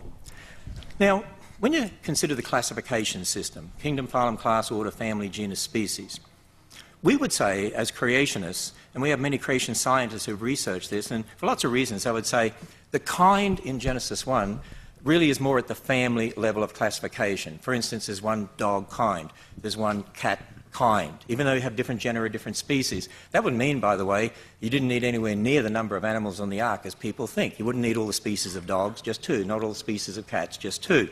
And you see, based on the biblical account there in Genesis 1, creationists have drawn up what they believe is a creation orchard. In other words, they're saying, look, there's great variation in the genetics of dogs and finches and so on. And so And I mean, over time, look, particularly... Actually, he's even cutting the timetable of how fast evolution works short, because if we live in a 6,000-year-old planet, and the only thing that was brought on the ark was just two of any kind of dog, that means that every other species, not species, but every other breed of dog has emerged in the last, 4,000 years since then. Yeah, that's actually something Bill Nye brought up. He said that by your standard, we would have to be finding 7 new species per day. Per day, you would find 7 new ones every day over the last 6,000 years to explain the diversity of species that we have now. Yeah, and we that's not to mention perfectly credible. Ken Ham is basically acknowledging evolution to be correct by saying, "Oh, well, it does occur, but the timeline is different." And he's basically saying that not everything could come from one original form, but God created all these different, earlier forms. Like he just created the generalized dog, which I don't know what that was. I mean, we know that dogs evolved from gray wolves, but I guess in his version, he acknowledges things like DNA and molecules and bacteria, and we can even just look. Talking about observing, we can see thousands of mutations. If not millions of bacteria and fungi and other things, but ignore that. Yeah, Pay no mind. We have to ignore that. Yeah, and these organisms have way shorter lifespans and life cycles, but he's not willing to acknowledge any of that. It's just, no, there was one dog or one cat, and then it just went from there. After Noah's flood, you'd expect, if there were 2 dogs, for instance, you could end up with different species of dogs, because there's an incredible amount of variability in the genes of any creature. And so you'd expect these different species up here, but there's limits. Dogs will always be dogs, finches will always be finches. Now, as a creationist, I maintain that observational science actually confirms this model based on the Bible. For instance, take dogs. And dinosaurs were never... paper, birds were never dinosaurs either. No. And dogs were never gray wolves. And, yeah. Dated January 2014, that's this year, scientists working at the University of California stated this: "We provide several lines of evidence supporting a single origin for dogs and disfavoring alternative models in which dog lineages arise separately from geographically distinct wolf populations." And they put this diagram in the paper. By the way, that diagram is very, very similar to this diagram that creationists propose based upon the creation account in Genesis. In other words, you have a common dog ancestor that gives rise to the different species of dogs, and that's exactly what we're saying here. Now, in the Creation Museum, we actually show the finches here, and you can see the finches with their different beaks beside dog skulls, different species of dogs. By the way, there's more variation in the dog skulls here than there are in these finches. Yet the dogs, well, that's never used as an example of evolution, but the finches are. Particularly in the public school textbooks, students are taught, see the changes that are occurring here? And here's another problem that we've got. I think the dogs are actually used as examples of evolution quite often. I've read several books where that was used as an example. Anyway, I think I'm pretty sick of listening to Ken Ham's shit. Do you want to just listen to the closing arguments? Yeah, here? let's skip to the close. Okay, you'll hear both Bill Nye and Ken Ham. These are the closing arguments of. Actually, there was one last question, and that was basically the closing argument. Okay. The question is, what is the one thing, more than anything else, upon which you base your belief? Well, it's the one thing upon anything else which I base my belief. Well, again, to summarize the things that I've been saying, there is a book called the Bible. It's a very unique book. It's very different to any other book out there. In fact, I don't know of any other religion that it's in every hotel room. That starts off by telling you that there's an infinite God and talks about the origin of the universe and the origin of matter and the origin of light and the origin of darkness and the origin of day and night and the origin of the earth and the origin of dry land and the origin of plants. There's no other religion has ever addressed those things. It's interesting because in the Bible, the origin of light happens before the sun and the stars were created. Yes, and the origin of light is explained thusly. God said, "Let there be light," and there was. The origin of the sun, moon, and stars, the origin of sea creatures, the origin of flying creatures, the origin of land creatures, the origin of man, the origin of woman, the origin of death, the origin of sin, the origin of marriage, the origin of different languages. But its explanations are all like magic. Why are there animals? Because God was like, animals. Why is there people? God was like, people. You know, it's kind of funny. Why are there trees? God was like, trees. In this debate, Ken Ham claims that all animals on Earth were vegetarians before Noah's flood. Yes. The mighty lion grazing in the field. Yep, it did. It was not tempted to eat any of the other animals on the ark. It saw the antelope and it was like, "That's cool, dude. I'm just gonna eat some grass." It wasn't until, well, I mean, by the ark, we'd already fallen. But, you know, after Adam and Eve took the fruit and ate it, the lion was like, "Holy shit, you know what'd be good right now if I just killed the fuck Satan out of, like, this zebra." Yeah, normally, me and this zebra would be friends. And by the way, what decided which animals became predators and which ones didn't? Like, why didn't the zebra say, like, "Hey, fuck it, I'm gonna eat meat now because these two fucking naked humans ate some fruit in a fucking magic garden"? The origin of nations. I mean, it's a very, very specific book, and it gives us an account of a global flood in the history and the Tower of Babel. And if that history is true, then what about the rest of the book? Well, that history also says man is a sinner, and it says that man is separated from God, and it gives us a message that we call the gospel, the message of salvation, that God... So not only does it say all this other stuff, but it says if you don't believe it, it predicts that it's bullshit and people won't believe it, so that just proves it's true. Yeah. People will not believe this. Yeah, what's the penalty for not believing? Well, you're going to go to this place and, burn for all eternity. Have a nice day. And the fact that you don't believe it shows that it must be true because it predicted that you wouldn't believe it. You didn't think my house party would be the best party? Well, guess what? It was. God's Son stepped in history to die on the cross, be raised from the dead, and offers a free gift of salvation because the history is true. That's why the message based on history is true.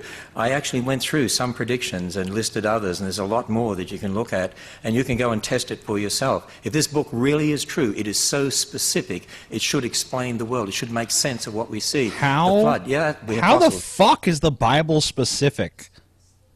It's, I mean, like, if the Bible was written 2,000 years ago and it was like, hey, the Earth is not the center of the universe, we're just in some random fucking corner of some obscure galaxy among billions of other galaxies, and the sun is just another star, and the little tiny pitiful Earth just kind of circles around it over and over again, and the moon is circling around the Earth, and it, here's DNA, and here's how biology works, and here's the fucking sequence of the genome, and here's some advanced mathematical formulas that human beings at this time never could have figured out on their own.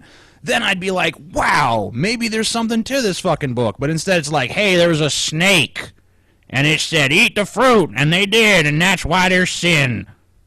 all over the world. The Tower of Babel, yeah, different people groups, different languages. They have flood legends, very similar to the Bible. Creation legends, similar to the Bible. There's so much you can look at, and prophecy, and so on. And most of all, as I said to you, the Bible says, if you come to God believing that He is, He'll reveal Himself to you. You will know. If you search after truth, you really want God to show you, as you would search after silver and gold. He will show you. He will reveal Himself to you. Yeah, confirmation bias. Would you repeat the question? The question is, what is the one thing more than anything else upon which you base your belief? As my old professor Carl Sagan said so often. Oh, pull out the Carl Sagan you want to tell the card. world. And I base my beliefs on the information and the process that we call science. It fills me with joy to make discoveries every day of things I had never seen before. It fills me to joy to know that we can pursue these answers. It is a wonderful and astonishing thing to me that you and I, are somehow at least one of the ways that the universe knows itself. You and I are a product of the universe. It's astonishing. I admit, I see your faces, that we have come to be because of the universe's existence. And we are driven to pursue that, to find out where we came from. And the second question we all want to know, are we alone? Are we alone in the universe? And these questions are deep within us, and they drive us. So the process of science, the way we know nature, is the most compelling thing to me. And I just want to close by reminding everybody what's at stake here. If we abandon all that we've learned, our ancestors, what they've learned about nature and our place in it, if we abandon the process by which we know it, if we eschew, if we let go of everything that people have learned before us, if we stop driving forward, stop looking for the next answer to the next question, we in the United States will be outcompeted by other countries, other economies. Now, that would be okay, I guess, but I was born here. I'm a patriot. And so we have to embrace science education. To the voters and taxpayers that are watching, please keep that in mind. We have to keep science education in science classes. Thank you. One tiny bit. Yeah, so that was the last thing. Boo! Yeah. Boo, Bill Nye. Fuck you, Bill Nye. Fuck you, Bill Nye. Fuck you. Fuck you. Fuck you. Fuck you, Bill Nye, and your fucking science and shit. The fuck science ever done for us? Fuck you. You fucking science retard. Look at him. He's fucking stupid. Look at his fucking face. He's a fucking idiot. Look at him. People are just mean to Ken Ham because he's an Aussie. People, yeah, because he has an accent. People Yeah. just hear his accent and dismiss him. So, I mean, really, he shredded Bill Nye, and that was the one thing that Bill Nye was like, well, he's from Australia. Well, you know, like, That's Bill weird. Nye comes out there talking about his evidence and fucking science and the fucking methods and, like, understanding the universe and shit. And Ken Ham is like, you know what, Bill Nye? We already understand the universe. First of all, Bill Nye, you weren't there. Yeah, and we have this book. I wasn't there when it was written. It's awesome. It explains everything. I wasn't there with Adam and Eve, but, you know, I'm pretty sure that did happen because we had this Bible, and, you know, it's right. There was a fucking naked guy, and then he was lonely, so God made a naked woman from his rib, and then the woman was deceived by a snake, and she ate some fruit, and that created sin, which was eventually redeemed when God's son, who is also God, was nailed to some sticks and suffered, and then he went to hell for a little while, but then he came back, and he walked on water, and he went to heaven. If we follow him, we'll be fine. Come on. He sacrificed himself to save us from himself. Yeah, it makes sense. All right. Well, we're going to take a break. It's the Drunken Peasants podcast. We will be back with some news. Smoke pan every day. We'll be talking about the Choco Pie black market.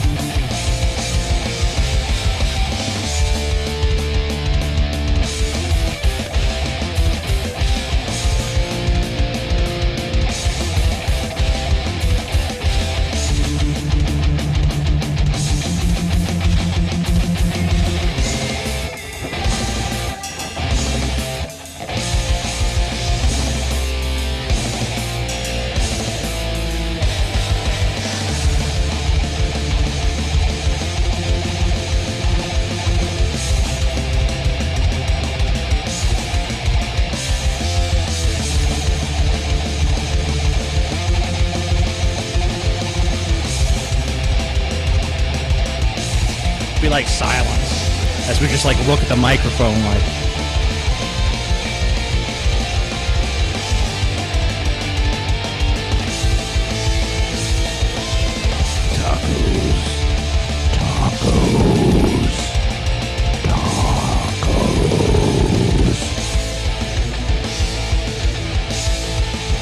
I'm a cop, you idiot! Yes, come on, don't bullshit me. So shut up! Fuck you, asshole. Fuck you. That's one of my mission parameters. Chill out.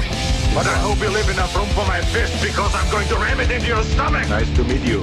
Howdy, stranger. Hello, cutie pie. Where the fuck you get off talking to people about me behind my back going over my head? Your fucking words don't ever go over my fucking head again. You motherfucker, you. Without me, you, personally, every fucking wise guy still around, I'll take a piece of your fucking Jew ass. Get this through your head, you Jew motherfucker, you. You only exist out here because of me. We're back with Joe Pesci, the Drunken Peasants podcast, with special guest Joe Pesci and Arnold Schwarzenegger. I should explain to you exactly what it is that I do. For instance, tomorrow morning I'll get up nice and early, take a walk down over to the bank, and if you don't have my money for me, I'll crack your fucking head wide open in front of everybody in the bank.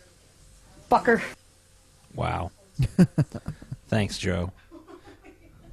What do we got? I think he's serious.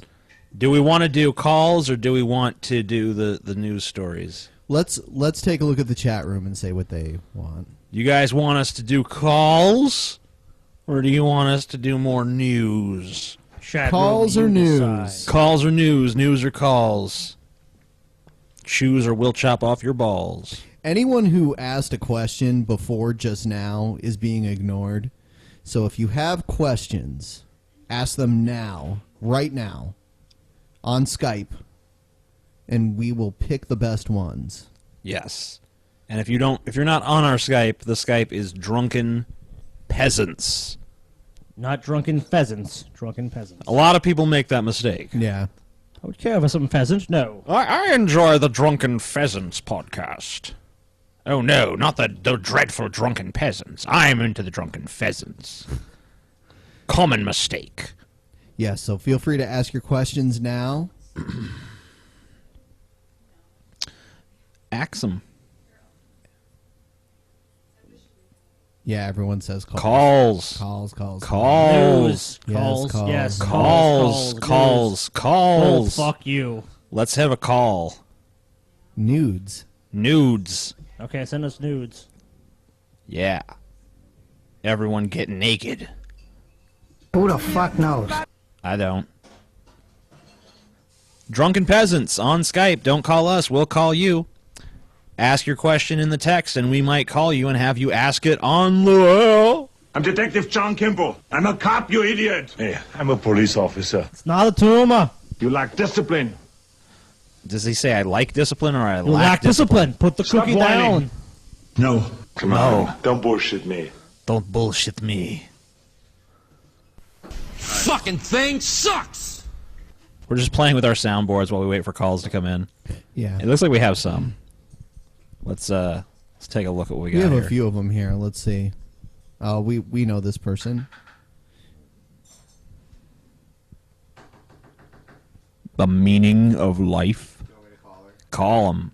Monty Python. We can't afford to be choosy. We're already on the air. Every sperm is sacred. Lesbian feminist listener. Lesbian feminist. All right, we'll call her now. Francesca. Is that what it says? Francesca. Francesca.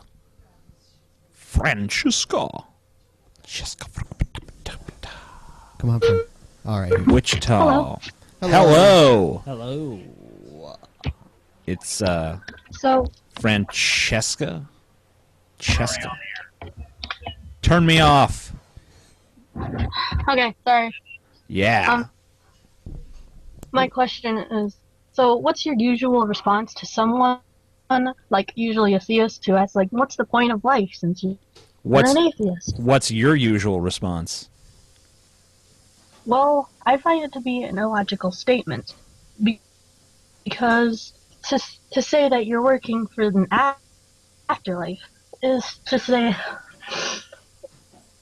and then you get to that afterlife, and then what what's the point of that afterlife? Because you've been working all this time for an afterlife that's just as pointless as a secular life. So you basically go after them from the angle of like, well, okay, you get to heaven, so what?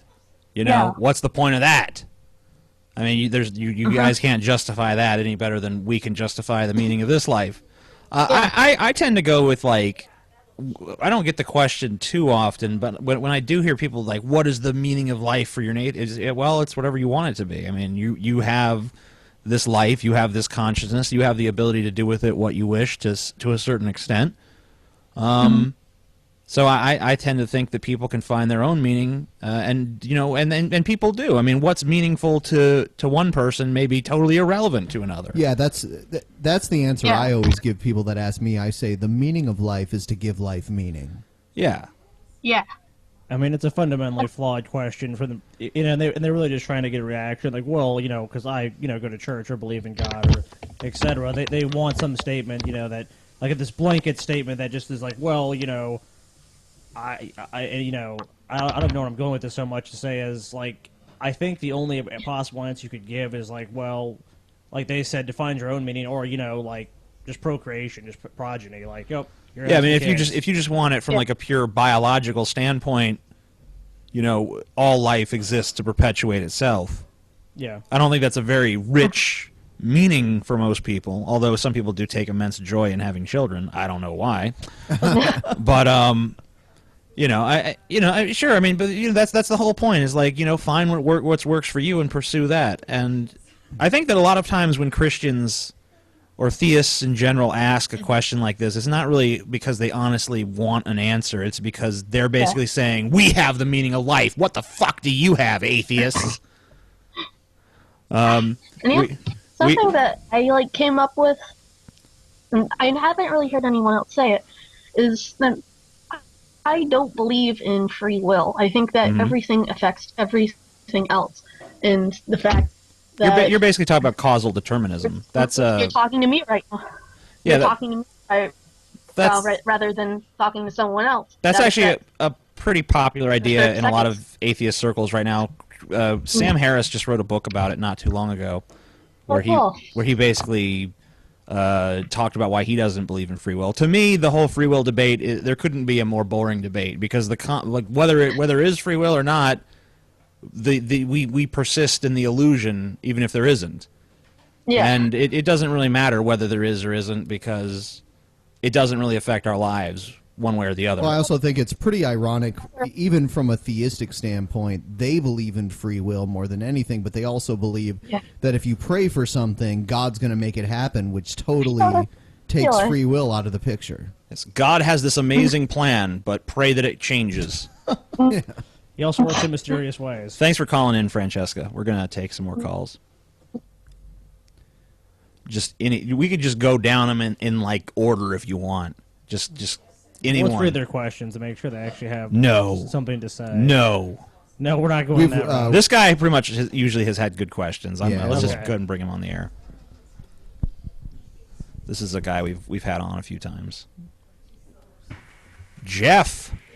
What's up? What is up? Oh, well, what is up is that a friend of mine has a hypothesis. I want your opinion on a hypothesis. Yeah. So the hypothesis is that people with disabilities can actually, with those disabilities, would be enabled to do things that other people would say have trouble with, such as I listed a couple examples. It's widely accepted that autistic people are generally more adept at mathematics. Or like the deaf person has a more, not a deaf person, the blind person has a more acute sense of hearing, and they can navigate better by sound, and yeah, echolocation, essentially. That sort of thing. Things like that, yes. What do you think of that as a hypothesis? Does it have any viability to it? Well, yeah, I mean, I think it's pretty well documented. There was a guy I saw on some television show or another that was blind, and he basically was able to actually use echolocation to navigate the surroundings. He made these little clicking sounds and could actually tell in a very general way where objects were, how far away they were. He was able to judge distances and things of that nature. They even put his ability to the test. They put a ball in the middle of a field and sent him out there to get it. They put him up against other people who were just simply blindfolded, and it took them like something like 20 minutes to locate the ball, whereas it took him something like 3 or 4. So I mean, he definitely actually has this ability, and he probably wouldn't have it if it weren't for the fact that he was blind. So I mean, I think that's not even really so much of a hypothesis as something that's already been documented. I've even asked people who were blind, who weren't blind from birth, they became blind later in life. I asked them, do they in their mind's eye see anything? And they say that they see sounds and they see their other senses in their mind's eye. So it's kind of the same thing. Yeah, their mind's going to adapt. I mean, because, once they're deprived of one sense, I mean, the brain's going to focus more on the other senses that are still viable and active. Which, I mean, that's how they're going to, be able to survive and actually, accomplish. But, I mean, I don't know if it necessarily applies across the board. Like, obviously, like a person who has crippled legs might develop stronger arms because they need to get themselves around with their arms a lot more. But, I mean, a person with Down syndrome probably does... There's probably not much of a flip side there. No. Like, well, they have Down syndrome, but, they can play the fuck out of some ping pong or something. Well, it's only to a certain level. I mean, Well, I've been told by the people that I knew that were blind, they had... Very often they would have dreams, very vivid dreams, where their sight was fully restored. Just like it was when they remember the last time they saw something. Mm-hmm. Well, thanks for the call, Jeff. We're going to move on. All right, so we're going to move it. This person's new. So I can't even read the questions from where I am. So it doesn't even matter. You're just going to have to. Doesn't matter. Hey, as long as it's not some bullshit like, why come you eat farts? Why do you eat Cheetos, TJ? Jacob, you're on the air. Hey, what's up? Hey, Jake. How you doing, my man? I'm doing all right, actually. That's good. What's up? Well, right now, the question I had was, and I'm going into my 3rd year. I'm sorry, you cut out there for a second, Jake. Oh, I'm sorry. Yeah, you cut out. I'm in college right now, and I'm going into my 3rd year, and I am actually thinking that I might be about done. I'd rather go and pursue filmmaking and photography to my fullest extent, and I didn't know if you guys might have some advice on, or I don't know, anything you'd say to that, or any advice you'd have for me, because I know you guys are people that didn't go by the traditional education system, and you guys are creators yourselves, and so... I have something to say about that. I think it's important to follow the education of the field that that you've dreamed about being part of. But one thing to keep in mind, if you've taken out student loans in a field of the arts especially, it's really hard to find a career to pay back the loans. I haven't. Don't worry about that. All That's right. one of the things that people have talked to me about already, and I made sure I didn't have that on my back. Yeah, that's huge, because I know people that followed their dreams. They went to college to get some sort of education in the arts, whether it be film, fine arts, what have you, and now they have a debt of, $40,000, $50,000, $60,000, $70,000 to pay back. I know a guy who went to a job. I know a guy who went to art school and actually had an $80,000 student loan debt because he went to a very prestigious art school and was educated by some very, very good top-level artists that are, working successfully today. And he's a talented artist.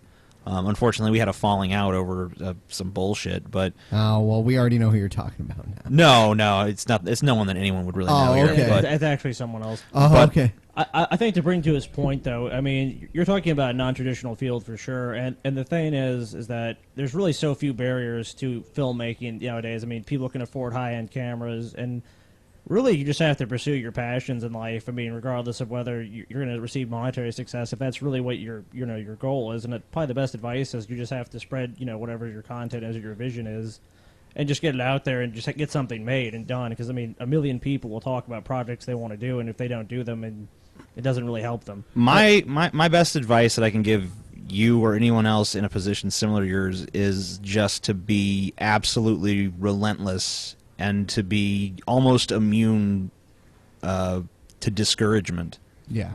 Because you're going if you want to pursue a career in anything that involves the arts, there's tons of people that want to do that. That, you know, there's plenty of people that have the talent to do that. There's not a lot of people that actually have the drive to make that happen for themselves. Another thing is move to where the work is. Don't stay grounded. Don't stay in, you know, Ohio. Exactly. Don't stay in a place where there's no work in your field. If you have to move to Los Angeles to get into New film, York, yeah, something like that, then I'm you in have freaking to. Michigan right now, so. Oh God. Michigan. For the most part. All right. Well, thank you very much, Jake. We're gonna move on. Michigan. All right. Hey, I got one more question. Oh, okay. Go ahead. Go ahead. It's my 21st birthday in like an hour. I'm on the same time zone as you. You got any advice for what I should do tomorrow? Your 21st birthday? Mm-hmm. Well, get drunk. Get fucked up beyond all recognition. Well, you grew up in Michigan, so you know what it's like to go to Canada when you turn 19 anyway, so it's not that big of a deal. Actually, I didn't do that myself. Well, get fucked up. You're 21. You might as well. Well, you're enjoy 21 now. Get drunk. All right. And try not to die. Yeah, exactly. That's my biggest yeah, try not to die. piece of advice. Make the attempt. I'd like to be back here at some point. Yeah. Yeah, there you go. Thanks for the call, though. Try not to die. Hey, hey, oh hey, my hey. God! Do you see this fucking picture of this dude? No. You see what it says? You mad, Ben? And it's John Cena. Oh, call him. Oh my God! I hate you. I hate you. Let's go. Do you hate me for pointing it out, or do you hate him for doing Let's go, Cena. Cena sucks. What's going on? Hey, Cena fan, what's up? I was just wondering. Running why, through a windy field? I was wondering why Ben hates John Cena. Because he's a piece of shit. Oh, okay. All right, Ben. Hang up on him, because I just want to hear Ben go on the rant. Yeah, thank you for your question. We're just gonna sit back. I'm even turning my mic off and just letting Ben do his why he hates John Cena thing. Okay. First of all, he's the worst wrestler ever. And I don't even care if you like wrestling. You can take a look at someone who knows what they're doing and look at someone who doesn't know what they're doing. John Cena doesn't know what he's doing. He sucks some dick, and he got to the point where he is today. And then what he does is he hides behind Make-A-Wish kids. He hides behind troops. He hides behind all of that shit. So you can't boo him because you're booing Make-A-Wish kids and troops. But he's the biggest piece of shit ever. He has this bullshit reality show with his fake-ass girlfriend where they pretend like... well, hold on. He said he had another question. He hung up on him. Well, that's your fault for pretending like you like John Cena. You're lucky I didn't even block your ass. Let's move on to the next person. Too bad. Yeah. You can't pretend like you like John Cena and get through it here. Yeah, Ben's like, fuck you, man. Yeah. I don't hate you, but I don't like you. Let's go, Cena. Cena sucks. Addison. Addison. It's a very... Adderall. Hey, Hello? Subtractison, how you doing? I'm doing good. What's up? Nothing. Just playing some War Thunder. Did you have a question? Don't you? I thought he was going to say Starbound. You for a gotta second. you gotta play Starbound like Starbound. everyone else that calls in. Yeah. I play Starbound. Fucking greatest game ever, man. You should really try it. It's really great. What's up? Nothing. I was just wondering what your guys' worst high school experiences were. Ooh.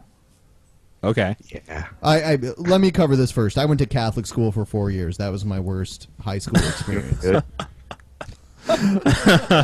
You got. I don't know if you could even top that. Specificity. There's no that. It's just so general. There's no specificity there. We went to church once a week because we my. had to. It was mandatory. Yep. My high school time was really uneventful, so I really have nothing to add. I'm trying to think of a specific moment in high school that sucked dick, but really, like, all I can think of is that every moment sucked dick in high school. I have to agree with you on that. Like, I can't even just summon like one specific event where it's like, this was the moment I realized, fuck this, because that was every moment. It was like an eternal epiphany that never stopped. Yeah, I'm in high school right now, so Well, it sucks. Make sure to smoke pan every day. And it'll be Smoke okay. pan every day. Do you have to go to church? No, God, no. Okay, are there pedophile priests as your fucking teachers? No, it's all right. actually, I think high school's okay for you. decent school, I guess. Ben's like, yeah, well, fuck Ben's you. like, Trump card. Fuck you, bitch. Did you have to kneel behind the altar? I don't think so. No. Father Maccabee, no!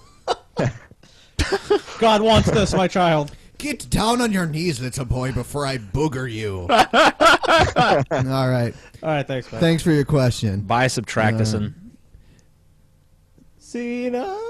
No. You already put up a fucking John Cena picture. With the caption, "You mad, Ben?" You mad, Ben? Yeah. Ben, Yes, You're I'm mad? pretty fucking mad about John Cena. Ben, you fucking mad? You fucking faggot? Man. It's kind of funny because I saw John Cena one time at a wrestling show, and me and my friend, the match was done, and of course he won. He kicked out at 2, and then he did his finisher to the other guy and pinned him. After being hit by a tank. Yeah, well, yeah, he got hit by a Mack truck. He got hit by the atom bomb. He got hit by everything. The ceiling collapsed and landed on him, and he got back up. And then comet fucking collided in the earth, destroying the entire city. Yes, but somehow John Cena kicked out at 2, and he got out. And after the match ended, he got right back up and ran out the back door, and we were like, what the fuck's going on? So we got up, and we walked around to the back of the arena where all the trucks and everything were. We walked outside, and we saw John Cena's big fat head, like, down the hill where he was standing outside kind of cooling off, and we're like, hey, Cena! And he turned and he looked at us, and we were like, you fucking suck! and he like, shook his big fat head and, like, walked up onto his tour bus. He probably gets it, like, nightly. Yeah, I think he went back in and like jerked off while thinking about us. He's like, "Oh, those guys hated me. Oh yeah, so much. Oh yeah." Let's talk to this person who has a really stupid question. Okay. Here you go. It's funny because we say they have a stupid question and then we call them. Your question is garbage. Garbage. It's fucking garbage. Fuck you. Fuck you, Bill Maher. Fuck your stupid fucking question, you fucking idiot. You fucking All right. moron. What's up? Okay. What's up? Okay. I'm going to just speak fast so I don't end up sounding like Jeff Goldblum. Why do you think people are so gullible? And I don't just mean religion. I mean like things like conspiracy theories, scams, alternative medicine, which goes with conspiracy theories also. Because it doesn't require critical thinking. Who told you people were gullible? You believe that? I think this is Alex Jones. Is this Alex Jones? Nope. I think it's Alex Did Jones. you have sex with Alex I think Jones? he's spying on us. But you have had sex with Alex Jones, Suicide correct? pills. Mass murder pills. The jet stream is being messed with by the government. You know that, right? Okay. Yes. Gubble. Do you have any good questions, or is that it? That's it. All right, Do you that's like it. bacon? That's it. But That's my question to him. Do you like bacon? That's Do what you I think. like the bacon? Bacon is delicious. I love it. Do you like the bacons? Ben actually said that. He's like, man, I fucking love bacon.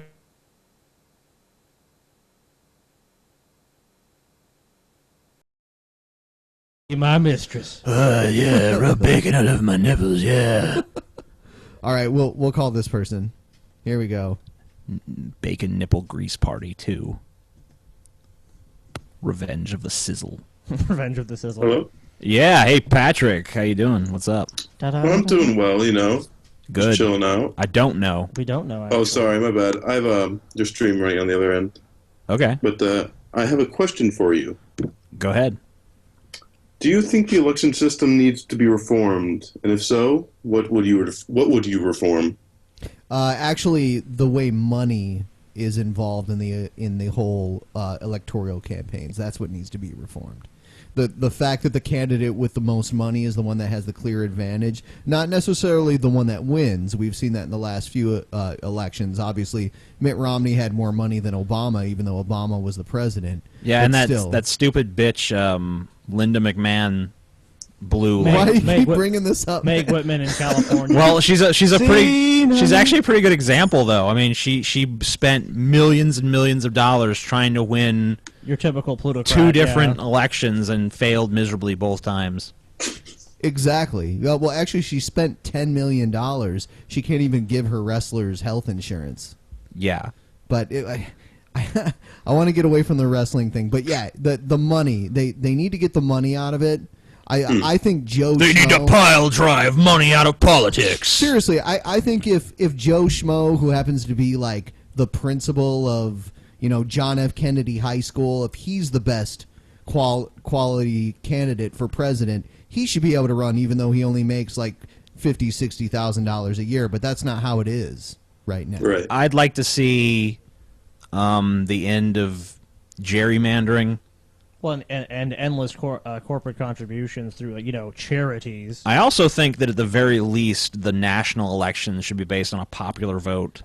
Right, the electoral system should be abolished. Yeah, right. I don't like the electoral college. They should be forced to also just do public financing for both candidates, not... Well, here's another thing. When you say both candidates, I think anyone who has enough signatures to get on the ballot, first of all, there should be a federal ballot register. It shouldn't be state by state. If you get enough signatures to be on the ballot, you should be on the ballot in every state, because if you're not on in every state, you can't win. And then also, we shouldn't let parties decide who's in the debates. Everyone who's on the ballot should be in the debates. You shouldn't be, because you can't win if you're not in the debates. Yeah, so I think we actually favor pretty massive electoral reforms. Direct democracy. Pretty much. Yeah, like pretty much the whole system needs a massive overhaul. Yeah. So. I mean, also another thing is we could have referendums like they do in like countries like Switzerland, where it's like enough people sign a petition. It's like we can put this up to a popular vote and see if people want to change a policy. Like, say, for example, like weed legislation, like we could all just say, well, we want weed to be legal on a federal level in the United States. We could just put it to a referendum and a vote, and if enough people vote yes, then that's the law. Yes. But you have to realize, then you couldn't get the lobbyist out there. I mean, come on. Oh, yeah, we feel business interest. Yeah, we feel so sorry for the lobbyists. Poor lobbyists. What are the lobbyists? Politicians won't have anyone to take them to dinner. That's the big thing. Eliminate the money from it, and it's not even just lobbyists. Now that we have these super PACs, anybody, any faceless figure can fund whoever they want for president. It could even be a foreign government. Yeah, I hope that I personally hope that some crazy billionaire will fund the candidacy of an absolute lunatic. That's my dream. TJ 2020. Was it 2020? I want a tortoise to be president. I need a billionaire to fund my campaign. Because the tortoise would have to be at least 35 years old, so we'd have to have that. And born in the U.S. That's what I'm going for. Yep. Yes. How do we know TJ was born in the U.S., though? I wasn't. Do we really know? Were you born in Kenya, TJ? Just tell us. Can you feel me? Thanks for the question, though. It was a good one, actually. Oh, yeah, thank you. Have a good one, guys. Yeah, you too. Thanks. We'll have a good TJ's 10. actually running in 2020. People keep asking me to comment on CM Punk. It's like now all of a sudden this is a wrestling podcast. Like whatever. The Drunken Wrestler Podcast. I think there's something to be said about that. Maybe we could do that on the side, though. But right now, whatever. CM Punk, he's a wrestler, and who knows? He may have quit. If you put the U between the C and the M, then his name is Cum Punk. Cum Punk. I think that's maybe what he should come back. Well, don't as. wrestlers generally have contracts? They have.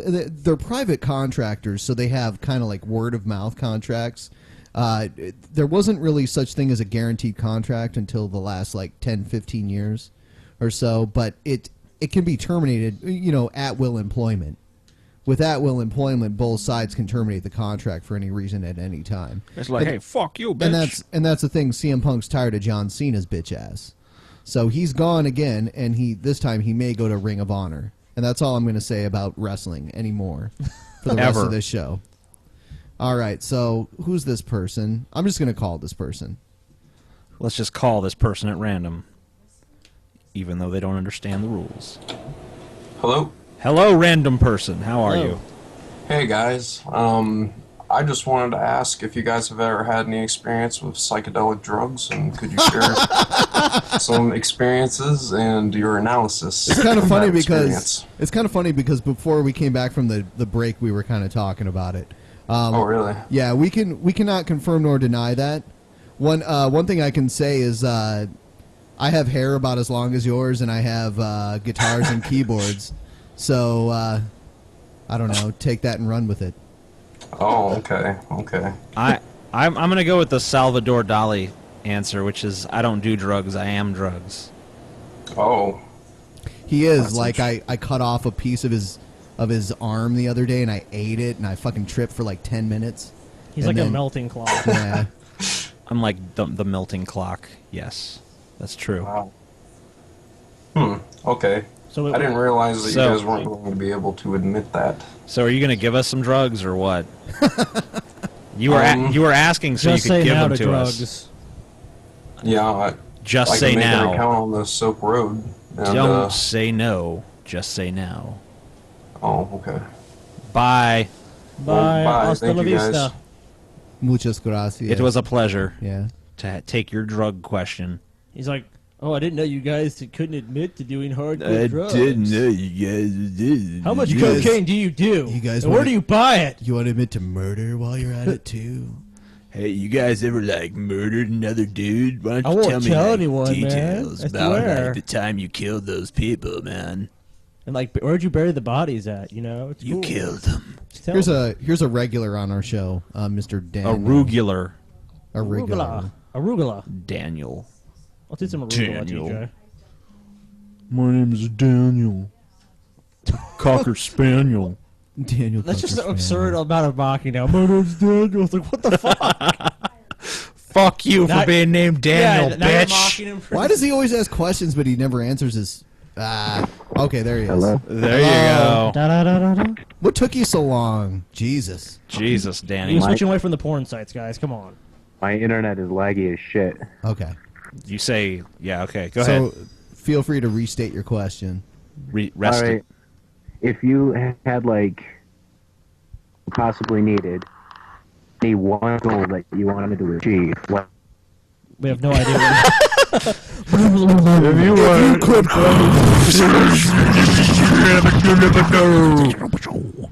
Try again, Daniel. Or don't. I think he's gone. I don't think it's working. We didn't hear. We didn't understand your question. It sounded like it was like, have you guys ever? That's what we heard on our end. All right. If you could have an infinite amount of money, well, not infinite, but just enough money to do any one thing that you wanted to do, what would you try to accomplish? For a second there, I thought you were going to say if we had enough money to do anyone we wanted to do. And I'm like, oh, man. 2 chicks at the same time. If we had the money to do whatever we wanted to do. Well, one thing. Just one thing. Is it just one thing? Or are we limited to just one thing? Yeah, just one huge thing Holy that you shit. can. Being a billionaire is one thing. So I choose that. That's tough. Like, honestly, when I first found out that they... Because I used to live in New Mexico, and they had just built Spaceport America down there. And when I found out that they were doing civilian space flights for $200,000, I was like, damn, if I had $200,000, I would totally do that. So I guess that's one thing if I had... I mean, there's so many... It's such a tough question because just picking one thing with, you know, an unlimited amount of wealth, that's kind of hard to do. I'd go to McDonald's and get 2 Big Macs. Fuck that. I would build an army of robots and enslave humanity. That's what I would do. They'd probably end up turning on me and killing me, but yeah, that'd be fine. Yeah. So I already enslaved. That's how the Borg would start. Yeah, there you go. Scotty started the Borg. Hey, I'm the Borg. Would you like to join my collective? God, I'm come like the on Borg and join. and shit. Oh, you're so stupid. Resistance is like feudal. It's like so futile to like resist. I don't know why people even like bother resisting. 'Cause it's like so cool. It's like we think with like one consciousness. Did we and stuff. totally fuck up your question? Sorry about that. It's all right. I forgot he was That's there. Yeah. Oh God. So next, did we adequately answer your question? It really matters a lot to us whether or not we did or not. We did. Okay, He says never mind, yes. it doesn't. He says yes. Very good. Very good. He says yes. This guy has a picture like he, I don't know. Why would you post that as your profile picture? I don't know. I think we'll call him. Hold on. We're just calling anyone. We'll call him and ask. He looks like he was like, I don't know, looking down at something. He was looking at a plate of cheese. Hello? Hello. Hey. Hey, Brandon. Greetings. What's going on with Yeah? your picture? What picture? Your profile picture. On Skype. On Skype. Are you looking at a plate of cheese? I don't remember that one. Oh. That's an old picture. That's an old picture? Yeah, I that, think so. that doesn't really So you're explain like, the picture, though. so you're like 12 now. Oh, ha ha ha ha. So what's your question? Do you have a question for us?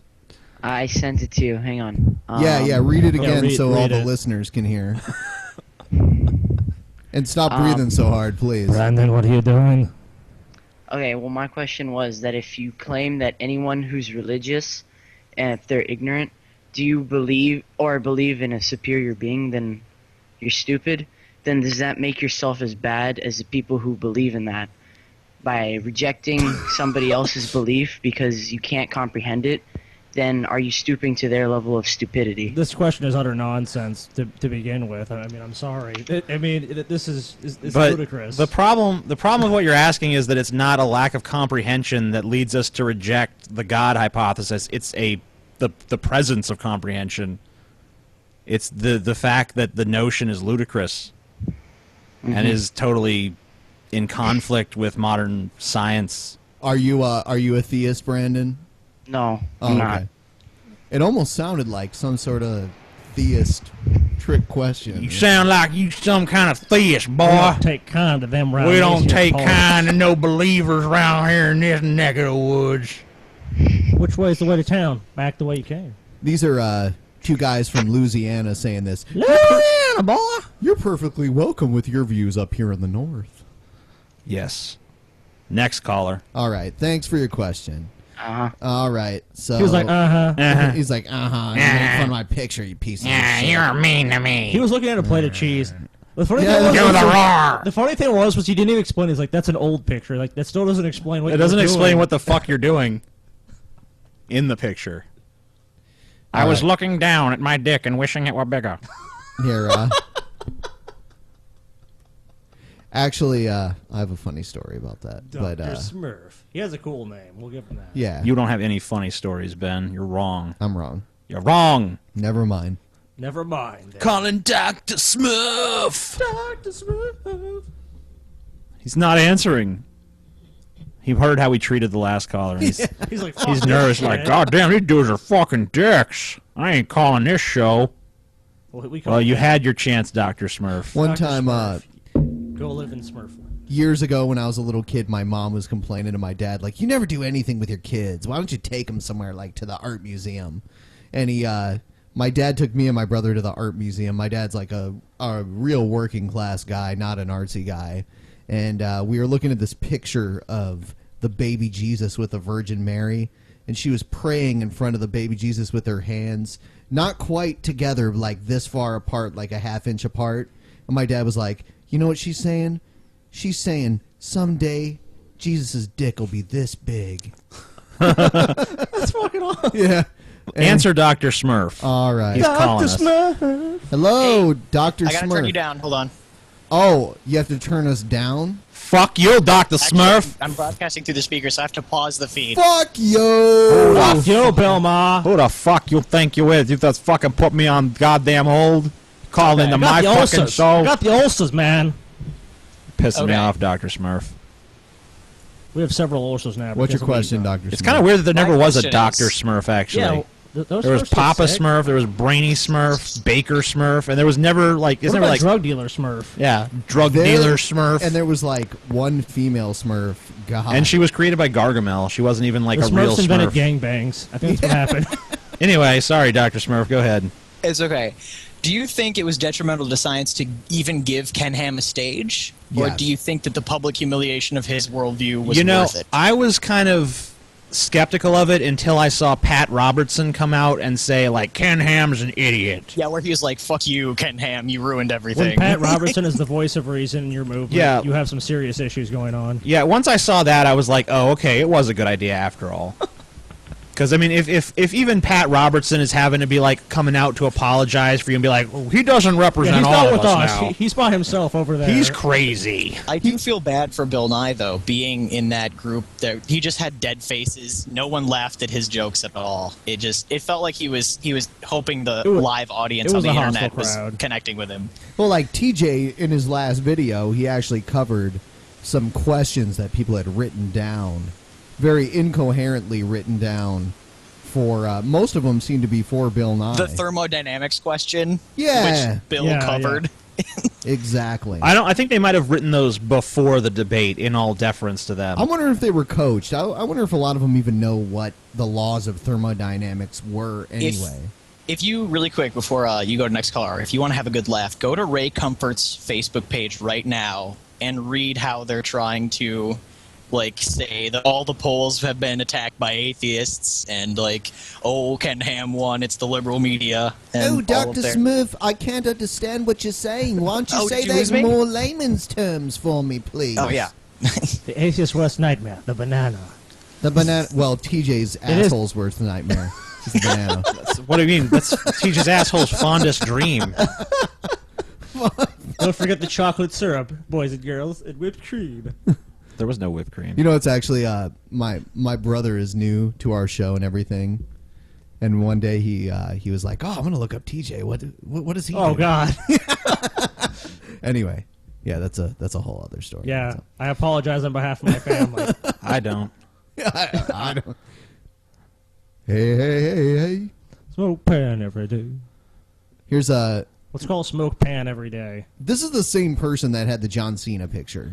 He changed it now. I know, he changed it to like Nice a fucked up try. picture of Nicolas Nice Cage. try. Yeah, I don't fall for that shit. We ain't falling for your bullshit, you Nicolas fucking Cage. You ain't son Superman. of a You ain't bitch. nothing.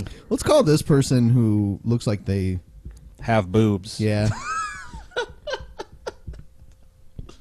That's always nice. Glad you guys are not biased in your decisions. Ben's like, I see titties, I'm clicking. Nope, not Nope. gonna happen. There's something about that that's not gonna work. Damn Canadians. We have a new recent one. Go eat your poutine.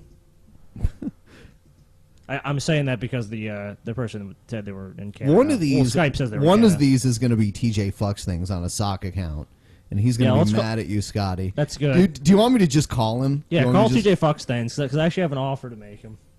Okay, I'll call him right now. Here you go. Scotty, you can handle this. Yeah. What the fuck happened? Oh, okay. Is that better? Yeah. Yo. Hey, TJ Fox fans, how you doing, man? Good. Doing well. Well, you know, I banned you from the show because you're a retard, but I have an offer for you. We'll actually reconsider reinstating you to the show and bringing you on as a guest every week. Yeah, okay. Well, first thing I'm gonna need you to do is I'm gonna need you because Canada. You're from Canada, correct? Mm-hmm. Okay, we're gonna need you to get some caribou, like almost like the Rudolph the Reindeer team, and some beavers too, for good measure. And I'm gonna need you to put them on a sleigh. And then I'm going to need you to procure, I think about a barrel filled with maple syrup would be good. Canadian maple syrup. I don't want to eat Ohio maple syrup.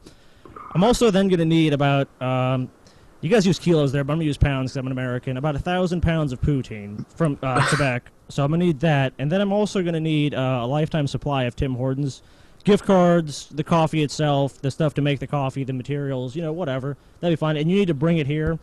And then you need to come to where we do the show and come beg for my forgiveness for maybe 3 or 4 days at least, like kneeling in. I love how he's laughing about it. Kneeling in the snow. Then maybe after that, such time we'll let you into the house, and then you can plead some more, and then I'll consider it for about 3 seconds, and then not unban you. So you like Scotty a lot, right? TJ fucks things. Scotty is a beautiful human being. Wow. Thank you. I appreciate that, sweetheart. But dude, that's racist, man. That's like racist. What's racist? Canadian is not a race. We are the mighty Canadian race, eh? Canadian is not a race because if so, I'd be Canadian because like 75% of my ancestry is from Canada. Dude, Canada is the master race, man. It is. Moose people of the mountains. So if I wanted to move will there, kill all of your babies. If I wanted to move there, you guys would accept me as one of your own with open arms.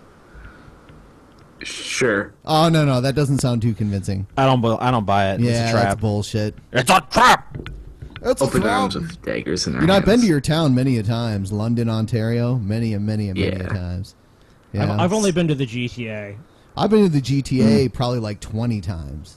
So Yeah, I can only say I've been there maybe about 10 times. yeah. So I contracted GTA from a hooker once. That's yeah. That was no fun. Did he hang up on us? I hung up on him. Oh, okay. We've talked to this person too many times. Hold on. Yeah. How about this person's name? You like this one? Isn't that just a smoke pan again? Yeah, it is. He's fucking clever. Yeah, pretty fucking clever. Smoke pan, nice try. I like it. I think we're done taking calls. Okay. I said we call one last person. We done. We call one last person, and TJ, and you have a heart-to-heart with them. Fine. Hold on. Oh, call him then. You're gonna call them? Yeah. TJ, He said he had another question. A heart-to-heart with them, right? If it's about John Cena, I'm hanging Listen. up on. Yay, second chance. Yeah, hey. If it's about John Cena, you're getting hung up on. Fuck you. No. All right, now you have to have a heart-to-heart with TJ. So go ahead. Ask your second question. No, Okay, heart-to-heart. I was wondering if I was ever. Listen, oh, hey, everything. before you start, you have 10 seconds. I'm gonna count in my head. Okay. Will we ever see a Bricks 3? Sorry, did I make it hard for you? Bricks. There will be no Will bricks. you 3 ever see bricks 3? Unless you deliver us 1,000 pounds of bricks. If right you give now. me $20 million, Instantly. I'll make Bricks 3. But I'm gonna have to make it Michael Bay style with lots of explosions. You made a Bricks 2? Bricks will explode. There was a Bricks 2. TJ will touch a brick and it'll be. Oh, hold on. Jacqueline's online. You want to call her? Call her. All right. Let's troll her. Let's see if she actually answers. She'll answer. She will? She better. You think she's listening? She'd Probably fucking not. better. She probably has better things to do. Yeah, I think so. Nah, she watching. She's like our biggest fucking fan, you know. She loves this fucking show, you know. She fucking loves us. TJ is now a greasy Italian. Yeah, she fucking loves. She loves this show. It's like a fucking sausage in her mouth. Oh my god! I don't know what the fuck you're saying. I know. I don't know. It just sounded really pervy and somewhat Italian. I don't think she's answering. Yeah, I think she's. You said something about me being a greasy Italian. You're a greasy Are Italian. you a greasy Italian? Fucking, why are Italians greasy? That's wrong. Well, you said That's like, racist. That's racist. It's not. Well, it's actually not because it's an. You know what? That's racist. racist. I think we're gonna call this person. Okay. No. Mooseland, Antarctica. Canada. Oh, don't say it. Don't say it. No. Antarctica, He's like, Canada. no. Give me a break. TJ's like, no, you don't. Call Let's it. go. Sacred Bunny. What was that? The fuck? You see how long this person's question Yeah, was? Question's too long. Question in 90,000 parts. TJ's asshole's finest dream. TJ's asshole's finest dream. Greatest thing you've ever seen. I don't have a question. Well, that's okay. We wanted to call you because We just wanted to call you for boobs. This is a podcast. Just put the phone to your... This is not a video podcast. Put the microphone between your boobs. I wasn't even gonna say that. Put the microphone between your We boobs know what and you were jiggle. thinking. We know what you were thinking. I man. was not Jiggle them gonna say around. We know what you were thinking. I do it. You do it. I'll do it right. I'll do it right now. No. I don't think I see. Oh God. Oh God. I don't think we have anything else to say. I think we've devolved into. Show's over. We've devolved into our monkey form.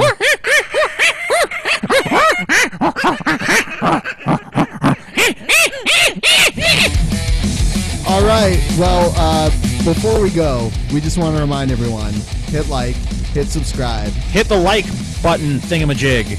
But don't hit your wife, please. Oh God, don't. But you can hit TJ. Hit TJ as much as you want. You can hit me. I'll even pay you You for have it. to cock smack him though. We'll be here next week, Thursday and Friday. Drunken Peasants podcast. Yeah, Be sure to follow us no on Twitter. Friday show. Like us on Facebook. Subscribe. Subscribe-alize to our YouTube channel. We appreciate your support. And eat Skittles. But don't walk with them with a hoodie on, because you'll get shot There's by a an ice professional boxer and painter.